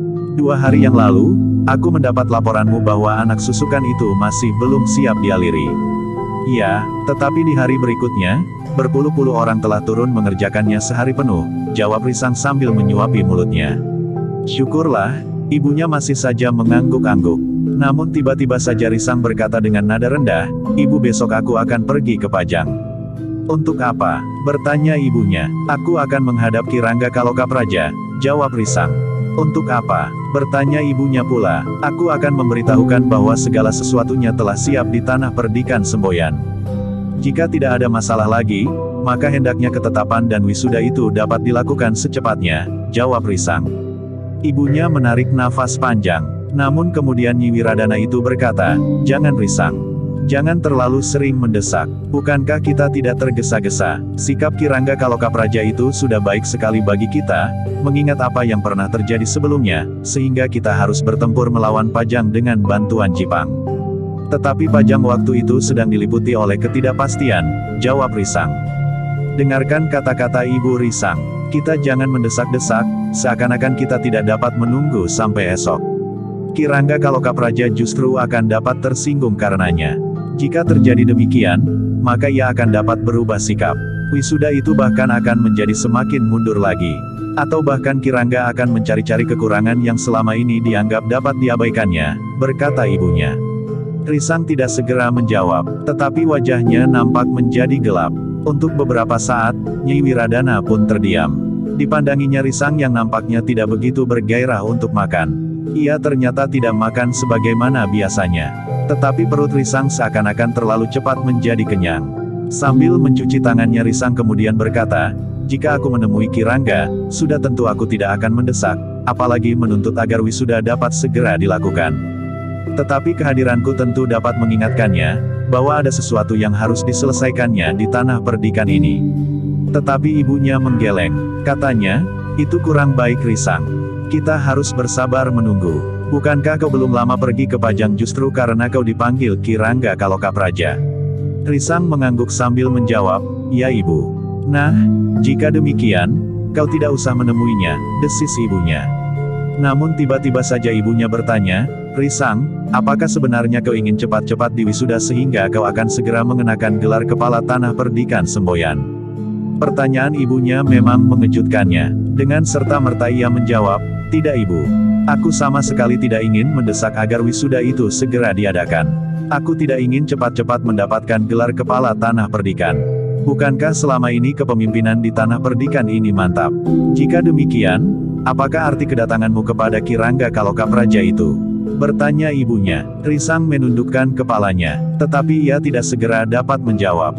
Sementara itu, Nyai Wiradana itu pun berkata, Risang, jika kau memang ingin pergi ke Pajang, pergilah. Kau tidak perlu menemui Kirangga itu sebagai alasan. Mungkin kau dapat pergi menemui Kasada atau menemui siapapun. Kau dapat singgah dimanapun kau inginkan. Terasa wajah Risang menjadi panas. Namun justru karena itu, maka ia pun menunduk semakin dalam. Kata-kata ibunya itu rasa-rasanya tepat menusuk ke dasar jantungnya. Sebenarnya lah bahwa ia memang ingin pergi ke Pajang dan singgah di rumah Kirangga di Payuda. Tetapi ia harus mempunyai alasan yang lebih pantas untuk melakukannya. Tetapi justru karena ibunya telah menebaknya, maka Risang itu pun kemudian justru menjawab, tidak ibu. Aku tidak ingin pergi ke Pajang. Nyai Wiradana menarik nafas dalam-dalam. Sebelum ia berbicara lebih jauh, maka Risang itu pun telah bergeser sambil berkata, maaf ibu. Aku akan mencari angin di luar. Udara agaknya terlalu panas di sini. Kau hanya makan sedikit saja Risang, desis ibunya. Risang memandang ibunya sekilas. Kemudian katanya, aku sudah kenyang ibu. Mungkin aku terlalu banyak minum air kelapa muda di perjalananku hari ini. Ibunya tidak menjawab lagi. Sementara itu Risang pun telah melangkah keluar. Nyai Wiradana hanya dapat menarik nafas dalam-dalam. Namun sebagai seorang ibu, maka ia tidak dapat melepaskan diri dari persoalan anak tunggalnya. Apalagi ketika di hari-hari berikutnya Risang menjadi semakin pendiam. Namun Risang menjadi semakin sering berada di sanggar. Seakan-akan ia ingin melarikan diri dari kesulitan penalarannya ke sanggar dan menyendiri, jika ia tidak pergi mengelilingi tanah perdikannya. Akhirnya Nyi Wiradana tidak lagi dapat menahan hatinya, sehingga ia pun telah menemui Kiai Badra serta Kiai dan Nyai Soka untuk mohon petunjuknya. Orang-orang tua itu pun tidak dapat memberikan pemecahan yang memuaskan. Namun ketiganya sependapat, bahwa agaknya Risang telah meniti hidup dewasanya. Hatinya agaknya mulai tersangkut kepada seseorang. Tetapi aku yakin, Risang tidak dirisaukan oleh wisudanya yang tidak segera dilakukan. Ia sudah menempa dirinya untuk menguasai perasaannya atas nafsu ketamakan. Ia akan tetap bersabar menunggu.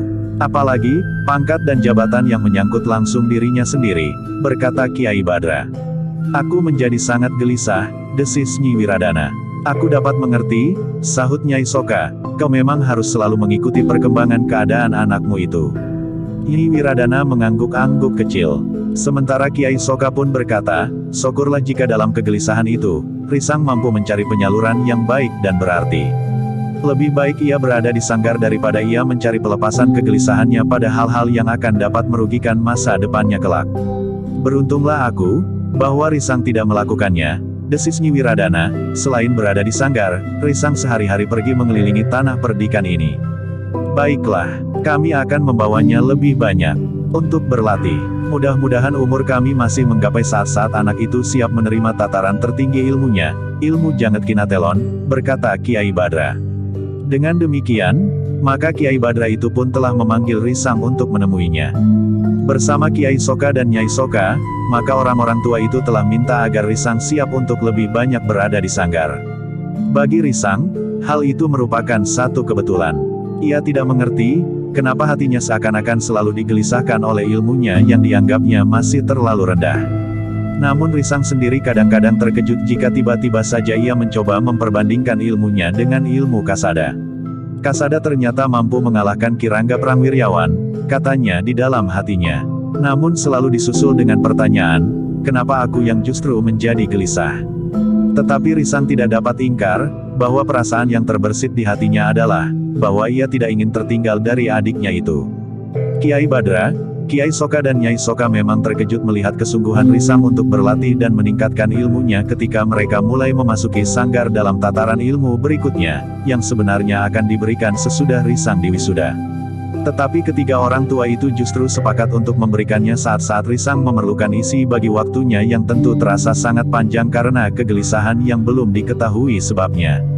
Demikianlah dari hari ke hari Risang dengan tekun berada di sanggarnya bersama ketiga orang kakek dan neneknya. Ketiga orang tua itu memang merasakan, bahwa Risang memang sedang menyembunyikan sesuatu dan berusaha menyelimutinya dengan latihan-latihan yang berat di sanggarnya. Asteris. Sementara itu, di Pajang, atas bantuan salah seorang pemimpin kelompoknya, Kasada telah mendapatkan sebuah rumah yang meskipun kecil, tetapi cukup untuk tempat tinggal gurunya. Sedangkan bagian belakang rumah itu dapat dipergunakannya sebagai sanggar untuk melakukan latihan-latihan. Demikian pula halaman belakang dari rumah yang tidak begitu besar itu. Atas izin Kirangga dan Ki Tumenggung Jayayuda maka Kasada telah menjemput gurunya dan sekaligus kakeknya untuk bersedia tinggal di Pajang. Kakek setiap saat dapat menengok ibu di Bayat, berkata Kasada ketika ia mempersilahkan kakeknya tinggal bersama gurunya di Pajang. Akhirnya kakeknya pun bersedia tinggal di Pajang. Namun sejak semula Kiai Randu Keling itu berkata, tetapi aku tentu sering meninggalkan rumah itu untuk menengok ibumu.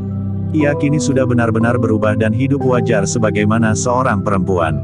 Bergantian ibumu sudah mau pergi ke pasar untuk berbelanja dan di rumah pun ibumu telah dengan rajin masak meskipun hanya diperuntukkan bagi dirinya sendiri dan bibimu. Namun di luar sadarnya Kasada tiba-tiba saja bertanya, di mana adikku itu sekarang kakek?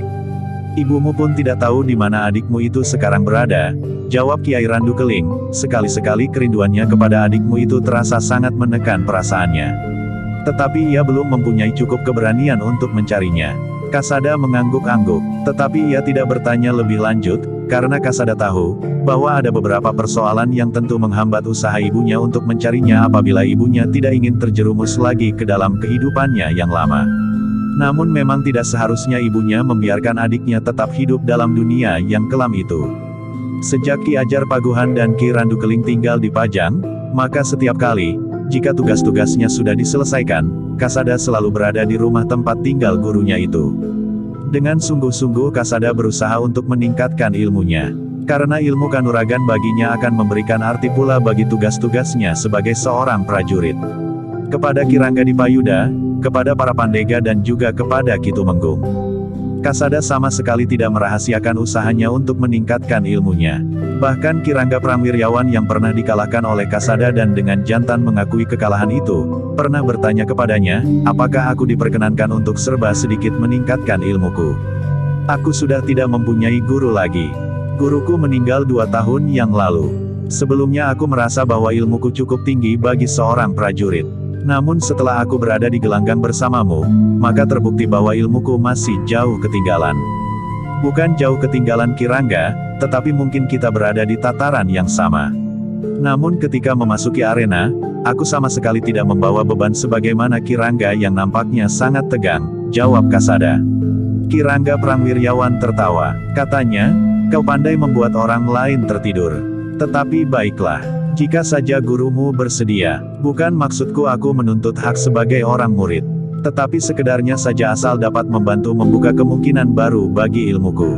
Kasada pun tersenyum. Katanya, aku akan mengatakannya kepada guru. Kirangga Prangwiryawan menepuk bahunya sambil berkata, terima kasih. Mudah-mudahan aku mendapat kesempatan. Ketika hal itu dikatakan oleh Kasada kepada Kirangga Dipayuda, maka Kirangga itu pun berkata, cobalah kau katakan kepada gurumu. Jika gurumu bersedia, akan berakibat baik juga bagimu. Dan bahkan bagi kedudukanmu di sini. Apalagi beberapa saat kemudian, aku tentu akan meninggalkan barak ini. Aku memang sudah terlalu tua. Kasada mengerutkan keningnya. Katanya, tetapi Kirangga Dipayuda masih nampak tegar sebagai seorang prajurit. Kirangga tersenyum. Katanya, Namun, bukankah umurku merambat setiap saat? Kasada pun mengangguk-angguk, tetapi ia tidak menjawab. Namun dalam pada itu, berbeda dengan Kirangga Prangwiryawan, dua orang lurah yang lain justru tidak dapat menerima kenyataan dengan hati yang lapang. Jika Kirangga Prangwiryawan kemudian justru menjadi baik dan akrab dengan Kasada, maka kedua lurah yang lain itu justru terasa menjadi semakin jauh. Ki Lurah Bantardi dan Ki Lurah Lenggana sama sekali tidak menghiraukan sikap Kirangga Prangwiryawan. Mereka menganggap bahwa Kirangga Prangwiryawan terlalu lemah menghadapi Kasada, sehingga akan dapat membuat Kasada itu menjadi semakin sombong. Dipamerkannya gurunya kepada kita, berkata Lenggana ketika ia mendengar bahwa Kasada telah membawa gurunya ke Pajang. Kenapa ia mendapat izin untuk setiap hari keluar dari barak meskipun tugasnya telah diselesaikan? Bagaimana jika orang lain mohon izin seperti itu? Desis Ki Lurah Bantardi, sebaiknya kita semuanya, seisi barak itu minta izin untuk keluar dari barak ini setiap hari sebagaimana Ki Lurah Kasada dengan alasan apapun juga. Adilnya, kita semuanya juga harus diizinkan, sahut Ki Lurah Lenggana.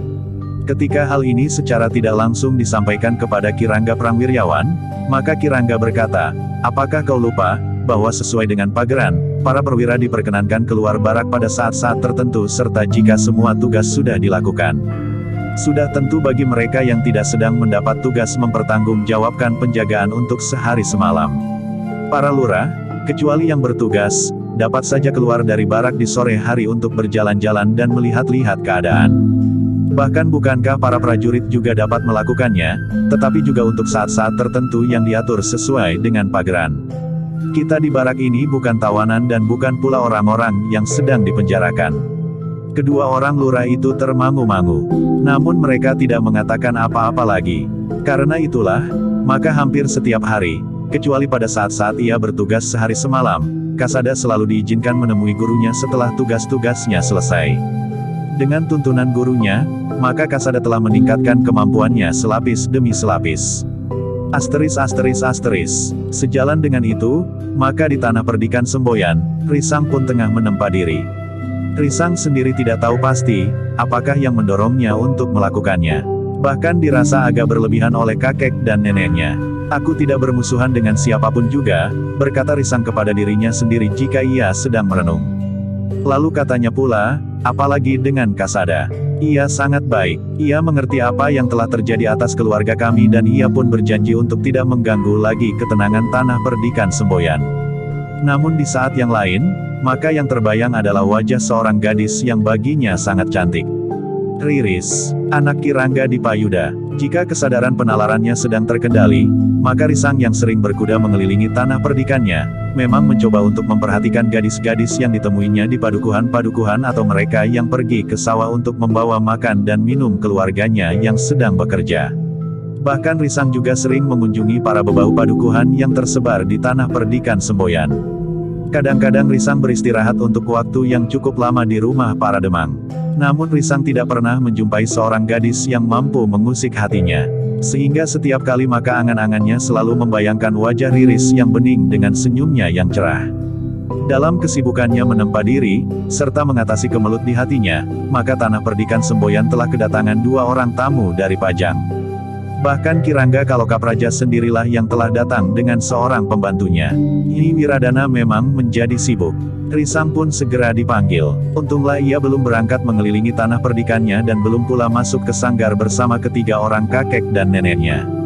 Bahkan Kiai Badra, Kiai Soka dan Nyai Soka telah diminta oleh Nyi Wiradana untuk ikut mengiwi utusan dari Pajang itu. Setelah saling mempertanyakan keselamatan masing-masing, maka Nyi Wiradana yang agaknya segera ingin tahu maksud kedatangan tamunya itu pun bertanya, agaknya Kirangga membawa perintah bagi kami di tanah perdikan ini.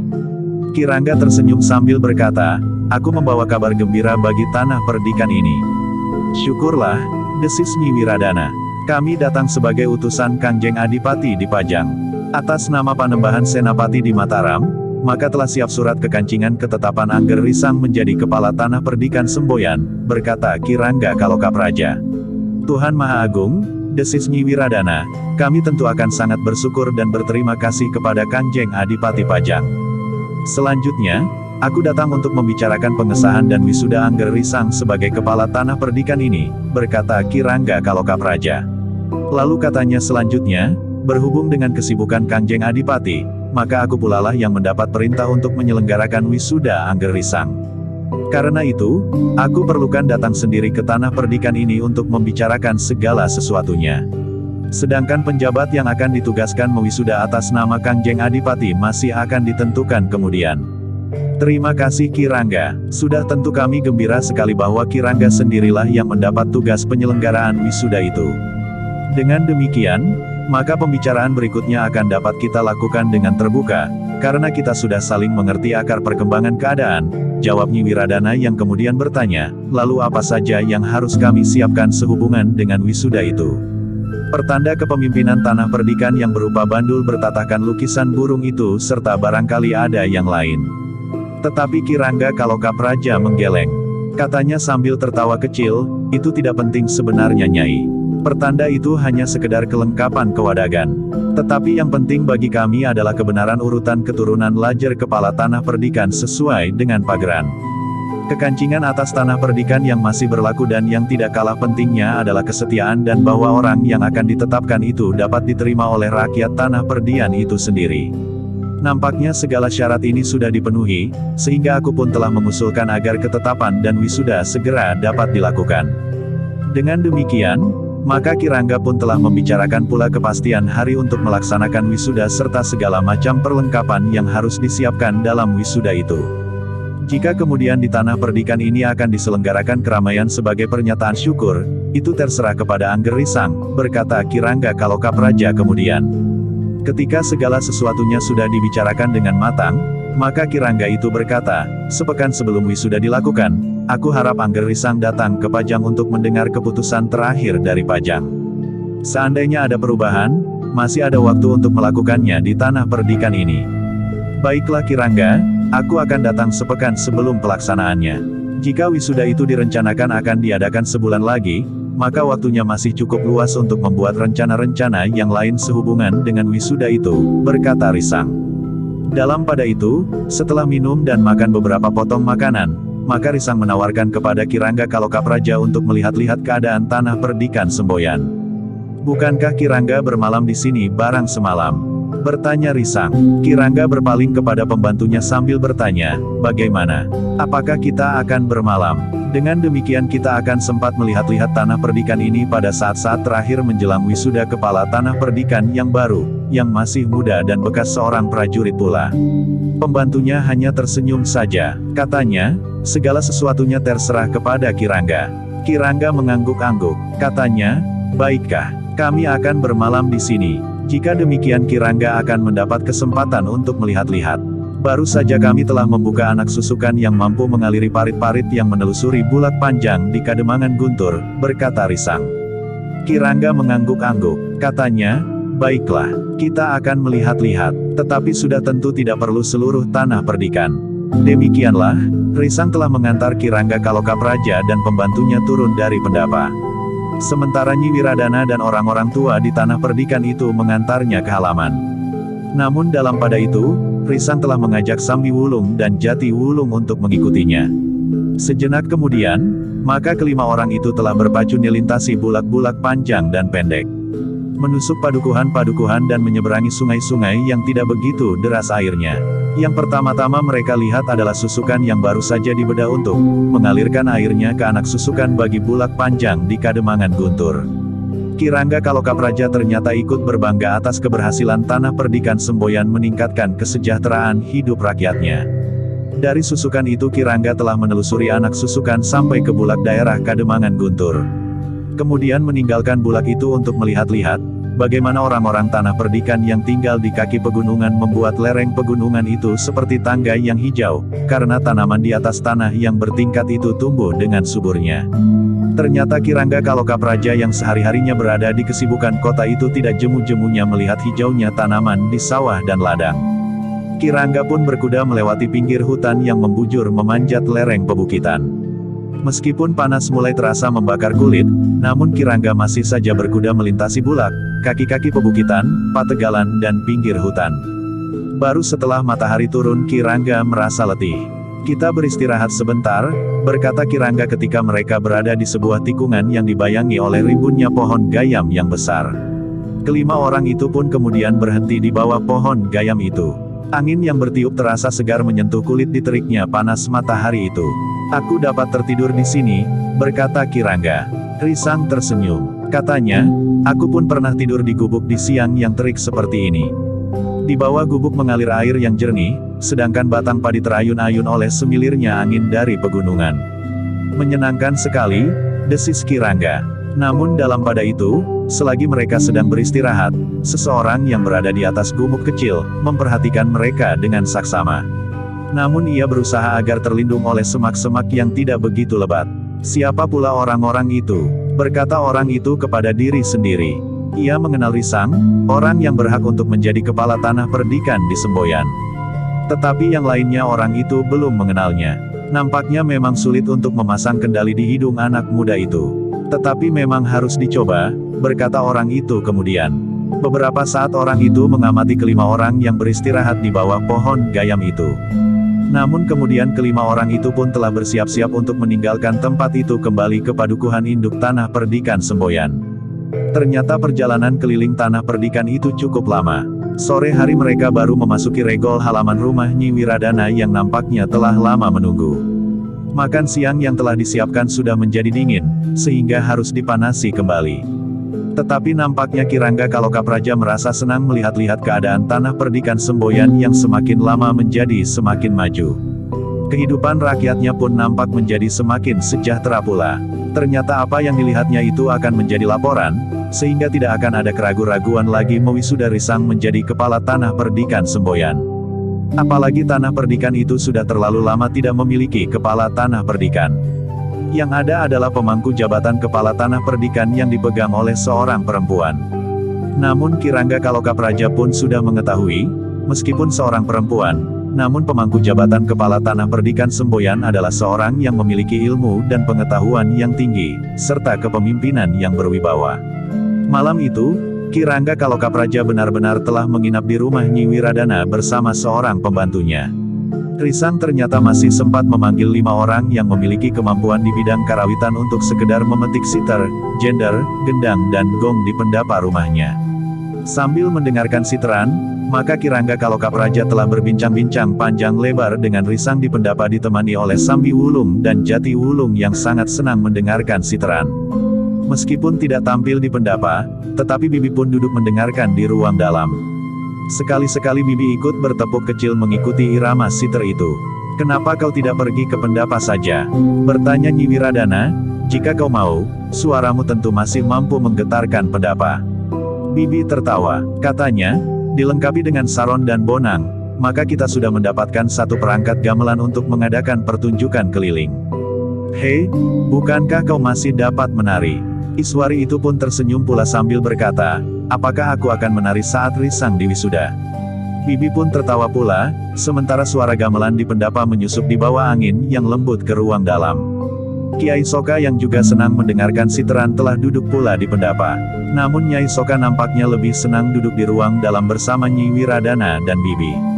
Sementara Kiai Badra agak lebih cepat mengantuk, sehingga telah lebih dahulu masuk ke dalam biliknya.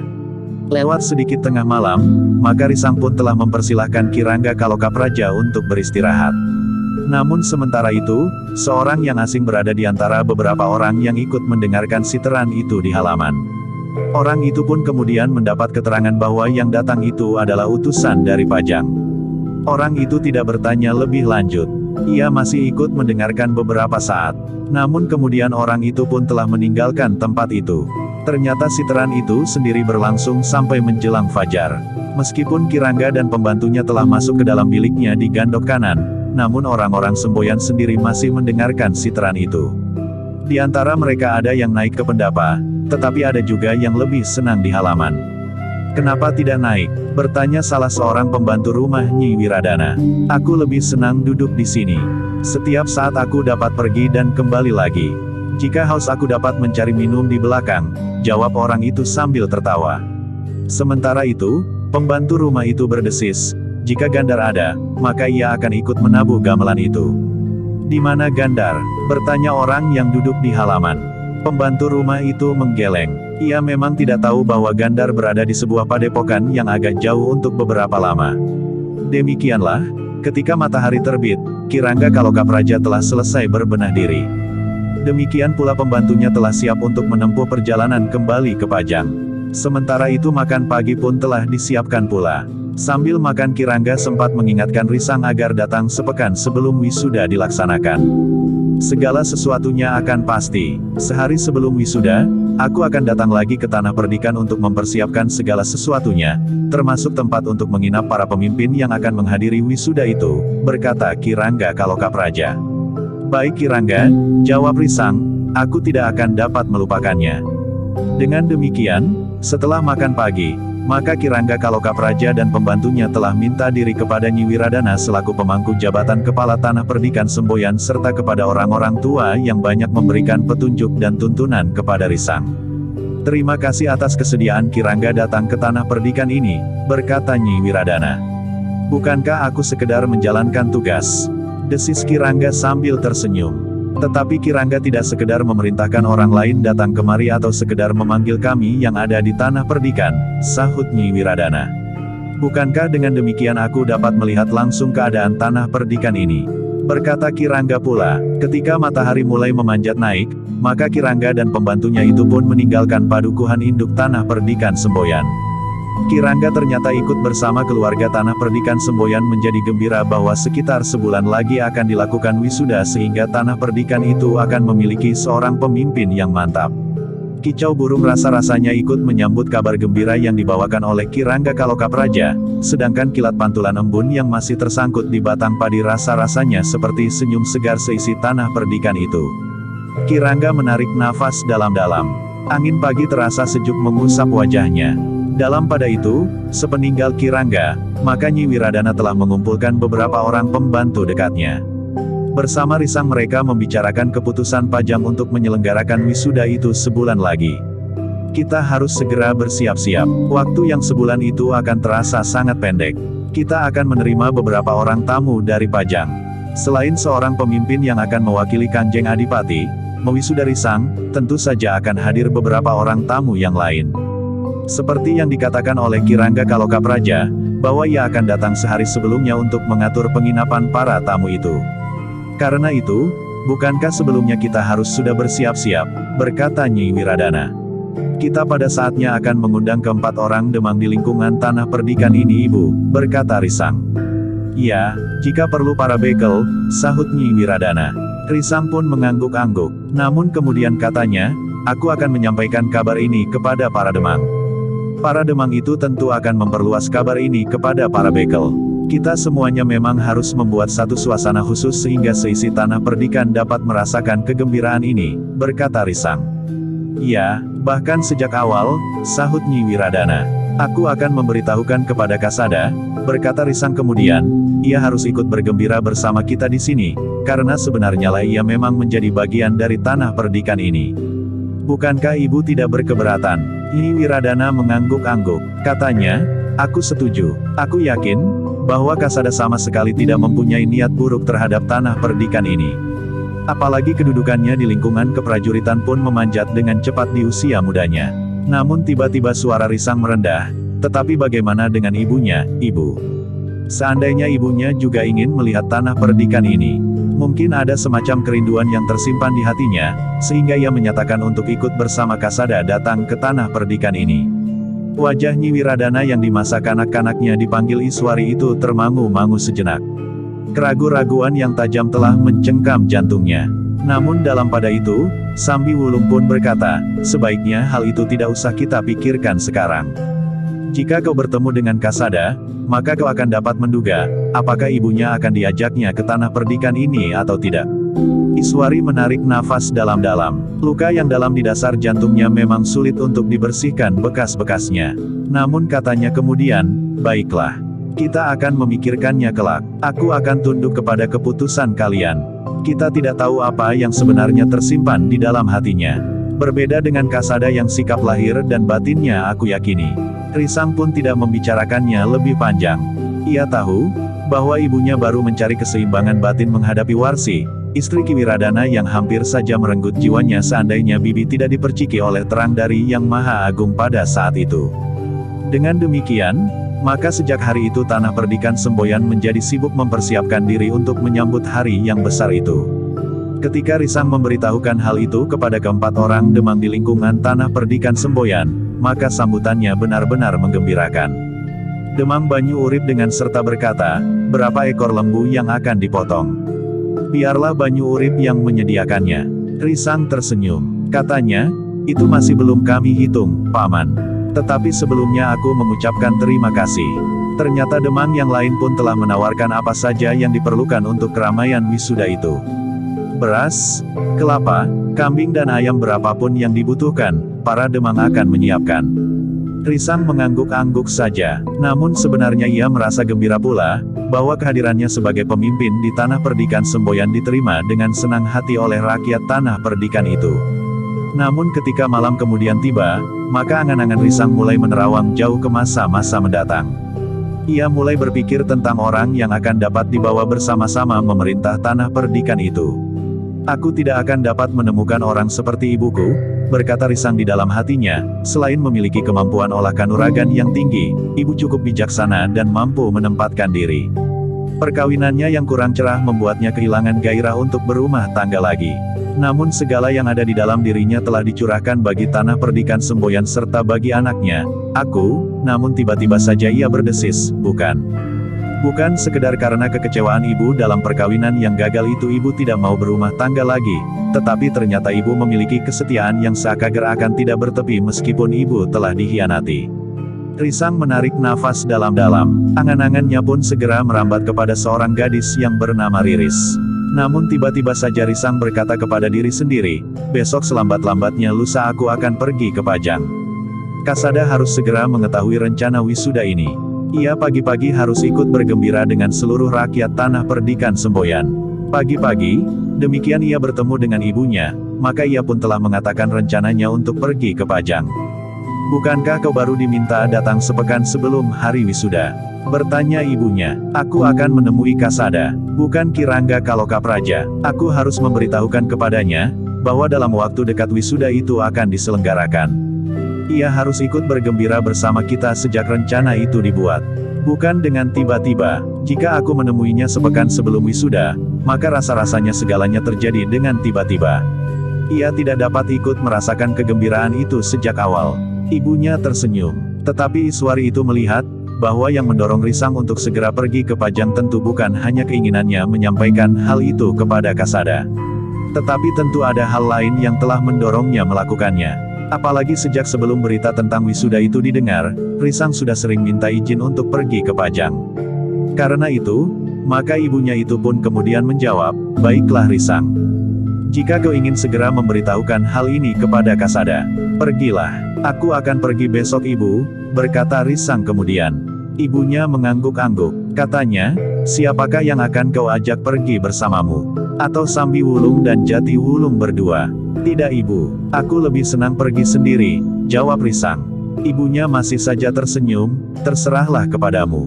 Tetapi sebagai seorang yang akan diwisuda, maka sebaiknya kau menjaga dirimu sebaik-baiknya agar sampai pada saat wisuda kau tidak mengalami hambatan apapun. Bukankah selama ini aku sudah selalu hilir mudik ke Pajang seorang diri? Agaknya kekacauan dan ketidakpastian sudah lewat ibu. Jalan ke Pajang sudah menjadi semakin ramai. Para pedagang pun hilir mudik tanpa gangguan di perjalanan, berkata Risang. Baiklah, tetapi kau harus tetap berhati-hati, pesan ibunya. Hari itu justru menjadi hari yang gelisah bagi Risang. Terasa segala sesuatunya menjadi lamban. Meskipun hari itu juga diisinya dengan berlatih di sanggar bersama neneknya, namun rasa-rasanya hari menjadi sangat panjang. Kau tidak dapat memusatkan perhatianmu hari ini Risang, berkata neneknya, apakah kau ingin kedua kakekmu juga menungguimu? Keduanya kini sedang berada di serambi kanan. Keduanya sedang mengolah satu unsur yang pelik yang harus kau lintasi dalam latihan-latihanmu agar unsur itu dapat kau kuasai dengan baik tanpa mengganggu keadaan tubuhmu. Tetapi pertanyaan Risang justru aneh, kenapa nenek tidak ikut memecahkannya? Aku sudah ikut melakukannya semalam. Yang dilakukan oleh kedua kakekmu sekarang adalah pelaksanaannya saja, berkata Nyai Soka. Risang mengangguk-angguk kecil, namun neneknya itu bertanya, apakah ada sesuatu yang mengganggu pemusatan nalar budimu? Tidak Nek, tidak, jawab Risang. Kapan kau akan pergi ke Pajang? Bertanya neneknya pula. Besok Nek, jawab Risang. Nyai Soka menarik nafas panjang. Ia mengerti, bahwa anak itu sedang gelisah. Agaknya ia memang ingin segera pergi ke Pajang untuk satu keperluan yang tentu bukan sekedar memberitahu Kasada. Tetapi Nyai Soka tidak bertanya lebih jauh. Bahkan katanya, baiklah, kita tidak meneruskan latihan hari ini. Bersambung ke jilid 45.